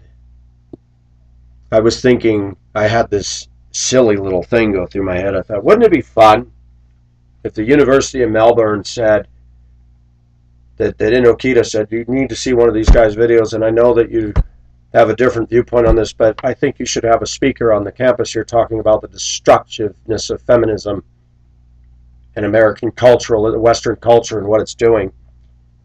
Wouldn't it be funny if a university said, we don't agree with everything, but you have some very good points, and we want to pay you to speak at our campus? I'd be on the first flight out. I'd quit my job right now and say, I'm out of here. Why? Is it just to be with her? No. It would be because I get to do what's really in my heart, to be heard, to say something that people aren't hearing. Oh, I know there'd be people in student body be going, who's this idiot? Fruit throwing time. Thanks for the apples and bananas. Yeah, I love all this. Hey, can you throw some mangoes? Thanks. Ooh, I didn't want it quite right there. Here, move it down a little bit. Got it. Shoot. Give us this day our daily fruit. I could speak, I could get paid, and people throw fruit at me to protest me, and I could have my daily...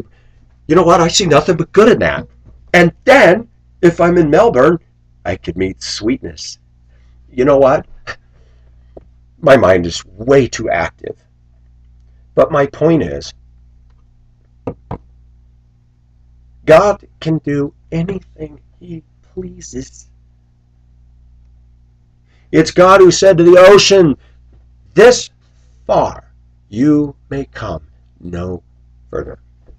Even when the tsunami rolled into Indonesia in 2004 and in 2011 into Japan, God still had a boundary and said, yep, you can go in and take that. And you're going to stop right here. Where were you when I stretched out the heavens? Could God do something huge in Pacific's life? He already has. He saved me before I committed any sin and was even born. He's taking me to heaven. Do I deserve it? No. Does any girl deserve it? No. Do girls get a default pass because they're good looking with God? God does not look at a woman the way we look at a woman, men. He doesn't look at a woman and go, wow, she's hot.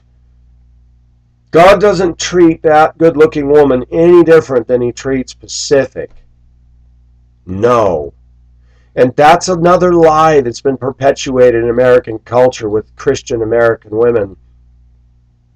They seem to think that they have a little more inside corner to a more special relationship with God than the males do. Bullpucky. God does not, is not, as not, never is. He doesn't look at a woman and think lustful, but he doesn't look at a woman and go, wow, she's really hot and got it together. No. God sees right through all that and says, you're a mess, girl. Who gave you those looks? I did. And I can take them away with cancer, with an auto accident, with fire, melted skin. One day I need to talk to you about the culture of women in Hibbing, Minnesota. No ladies up there.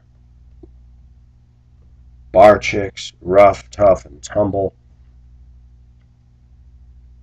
It was scary. The woman I worked with at a bus company up there. Loose, jaded, calloused, drinkers, tough, rough talking. Nothing lady. Several of them cheating on their husbands. Crazy stuff.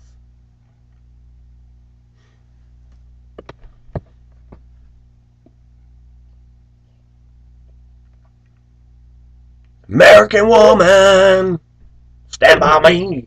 Sheesh, there's a blast from the past.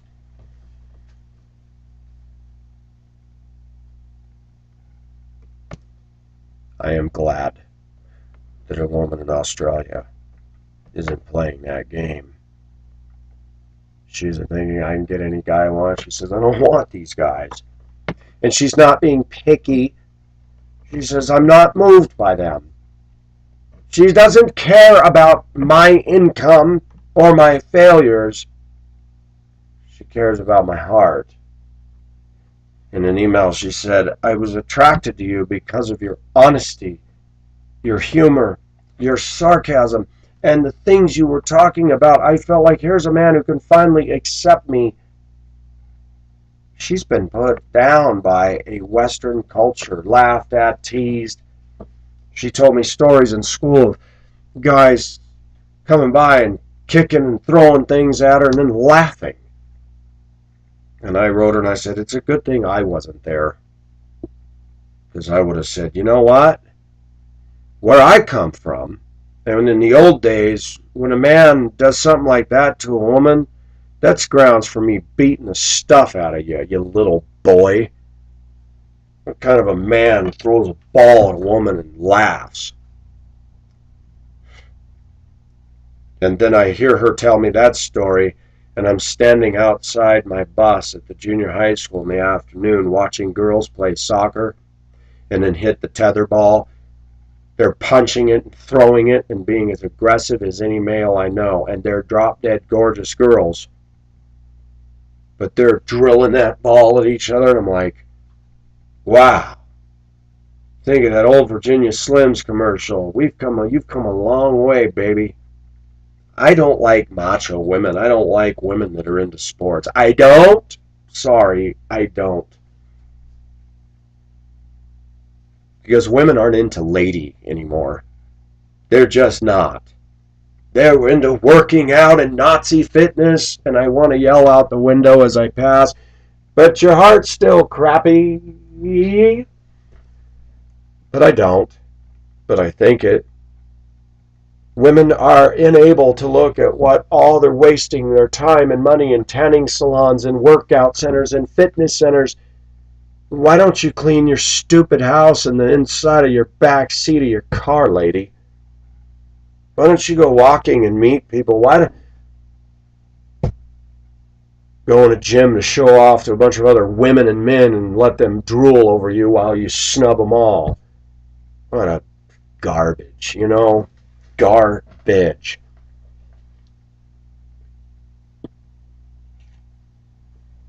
Pacific does speak out because I've had it with this stuff. I'm qualified. I am certified. Yes, some people would even say you're certifiable. Good. Glad I get your seal of approval.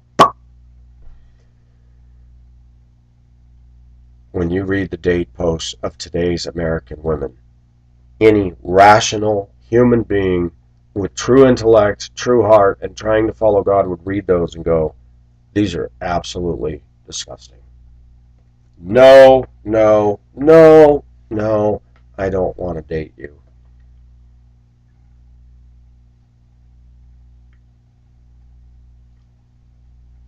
I'm so sick of reading these posts where women are playing victim right out.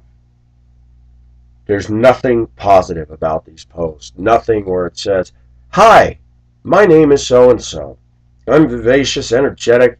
I love to go hiking. I've made some mistakes in my life. I'm not looking for somebody who's perfect, but it'd be nice to have a guy who has heart, passionate, loves romance, and wants to follow God. And you don't see posts like that. You see posts where women, right off the bat, porcupine quills in the fully erect position. If you want to date me, you better know this. I read those and none of those are inspiring. What they do is they provoke that fighting Irish in me to write them and say, reading this ad of yours, you told me not to comment. How can I not? Do you really think you're going to get a quality man if you just stand back and read this? What is there to make me want to go out with you or anybody else? And you know what I would get? F you! I don't need your comments. Well, I don't need your posts. Quit littering the internet with garbage like this on a garbage, worthless woman. Oh, Pacific, you're saying horrible things. Yes, Christ loves her. But until these women see that they're a worthless piece of garbage, they'll never get saved. And the ones that are saved, that think that they're not producing any garbage because they're so blind, they're a waste of time too. God can work with somebody whose heart knows and believes the truth about others and themselves. Too many women are good at saying, you are unworthy. So are you. Why are you standing here shouting how unworthy I am when you're no good yourself? Kind of silly, isn't it? It's like a guy standing in the middle of the LA freeway with traffic zooming around him in the middle lane yelling, everybody watch out for the cars, watch out, get out of the way. You're standing right, ready to be hit yourself.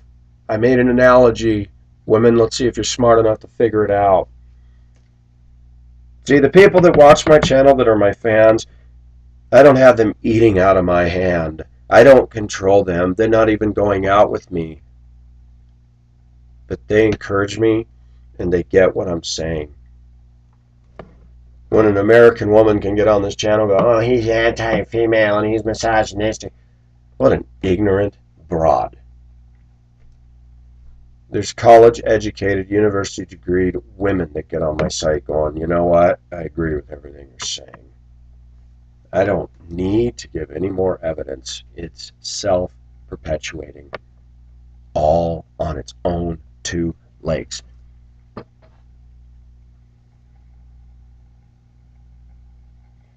I want to do a shout out to Michelle Malkin. A viewer of mine in Ohio turned me on to her. A beautiful Filipino woman who does the evolution of liberal dance. You might want to type that in. Raise the debt ceiling, the finger of blame, and she does this dance. She's been on Fox News. A Filipino woman standing up to all this liberal stuff. And I'm like, go figure. God's using an Asian woman to tell our white culture of women this liberalism is garbage. And she's been attacking Michelle Obama big time. And they asked her on Fox News the other day, do you feel that, that the wife should be off limits? And she said no.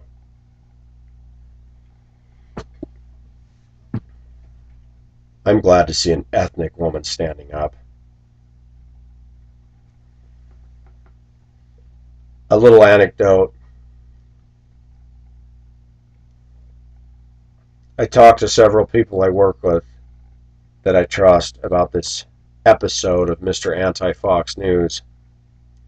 And virtually everybody I talked to said, oh, I hate that guy. He's a jerk, and his brother was a jerk too. And I look at the circle of people that some of the troublemakers hang out with. And the old saying, birds of a feather, is so powerfully apt. I have a hard time with being rejected and hated. That goes down to my earliest childhood problems. And it's a discipline that I have to exercise. Would you want this person to be your friend anyway? These are not the kind of people you're going to hang out with and go on a hike with. These are not the people that you can let your heart down and say, I'm having a problem, would you pray for me? They're not prayers. They're not Christians. They're in darkness, and they're going fast down the grease pole to hell. Satan gnashes his teeth against us as Christians every day, and I see it right where I work. I see dark clouds hanging over these people. I don't see joy in their face. I don't see the light of God in their countenance. And I know I'm not perfect. I know I've done my share of sins and problems. But I look at their hate and their oppressive demeanor, and I go, these people are all caught up in politics. And they're angry because I have a conservative viewpoint. And I go, they're really ignorant, because the greater need, more than Democrat or Republican, is that they need to get their soul right with God, and they're going to hell, and they're focused over minutia. How stupid is that?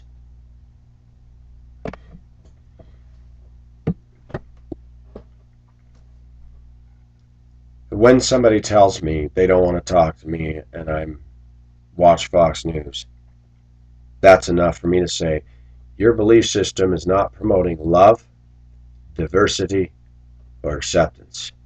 You're narrow-minded, you're not open-minded, and you live in a world that I don't want any part of, compadre. I like my channel. I can't say the things I need to say at work. They get you in trouble. I can say what I want to here. This is my forum. And if any of those people are watching and they're offended, I don't care. This is Pacific's world. This is my heart. And I have to stomach stuff all week that I shouldn't have to. That if all Americans were living as God wanted us to live, this garbage should never go on.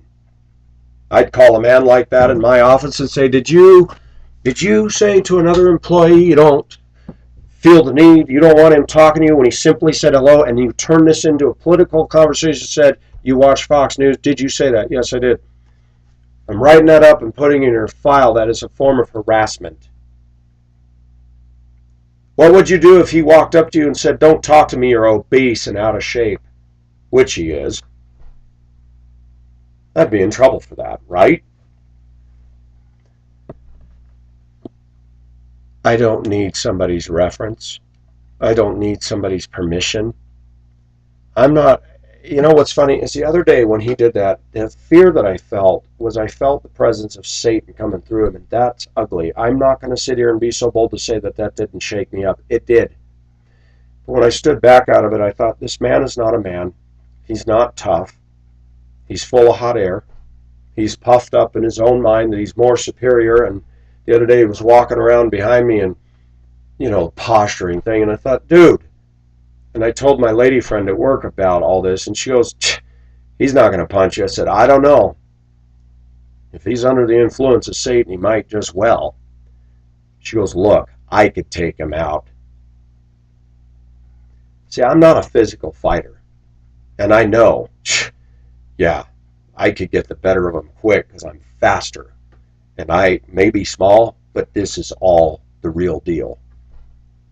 He doesn't have any of that. All he has in his favor is size. Oh, he could hurt me. And I don't want to get into that scenario. But the point that I'm trying to make is, look at the fruit of feminism and liberalism and the Democrat Party, and look at their life and their hate and their attitude. Sounds like a working viewpoint to me, doesn't it? A good, solid foundation to build your life on. You listen to something I don't agree with, I hate you. How childish. A friend of mine at work told me yesterday, another lady friend, yeah, I noticed since I've been talking to you, he will not say hi to me and stop talking to me. I said, isn't this childish? The guy's in what, his 50s? I told people years ago that when you're in school and you're on the playground, when you become an adult, nothing changes. The playground just gets bigger. People fighting over the swings, people pushing people off the monkey bars, throwing sand in people's faces. Adults act like children. I'm 50 years old. You're talking to him. He's the enemy. He watches Fox News. What a joke.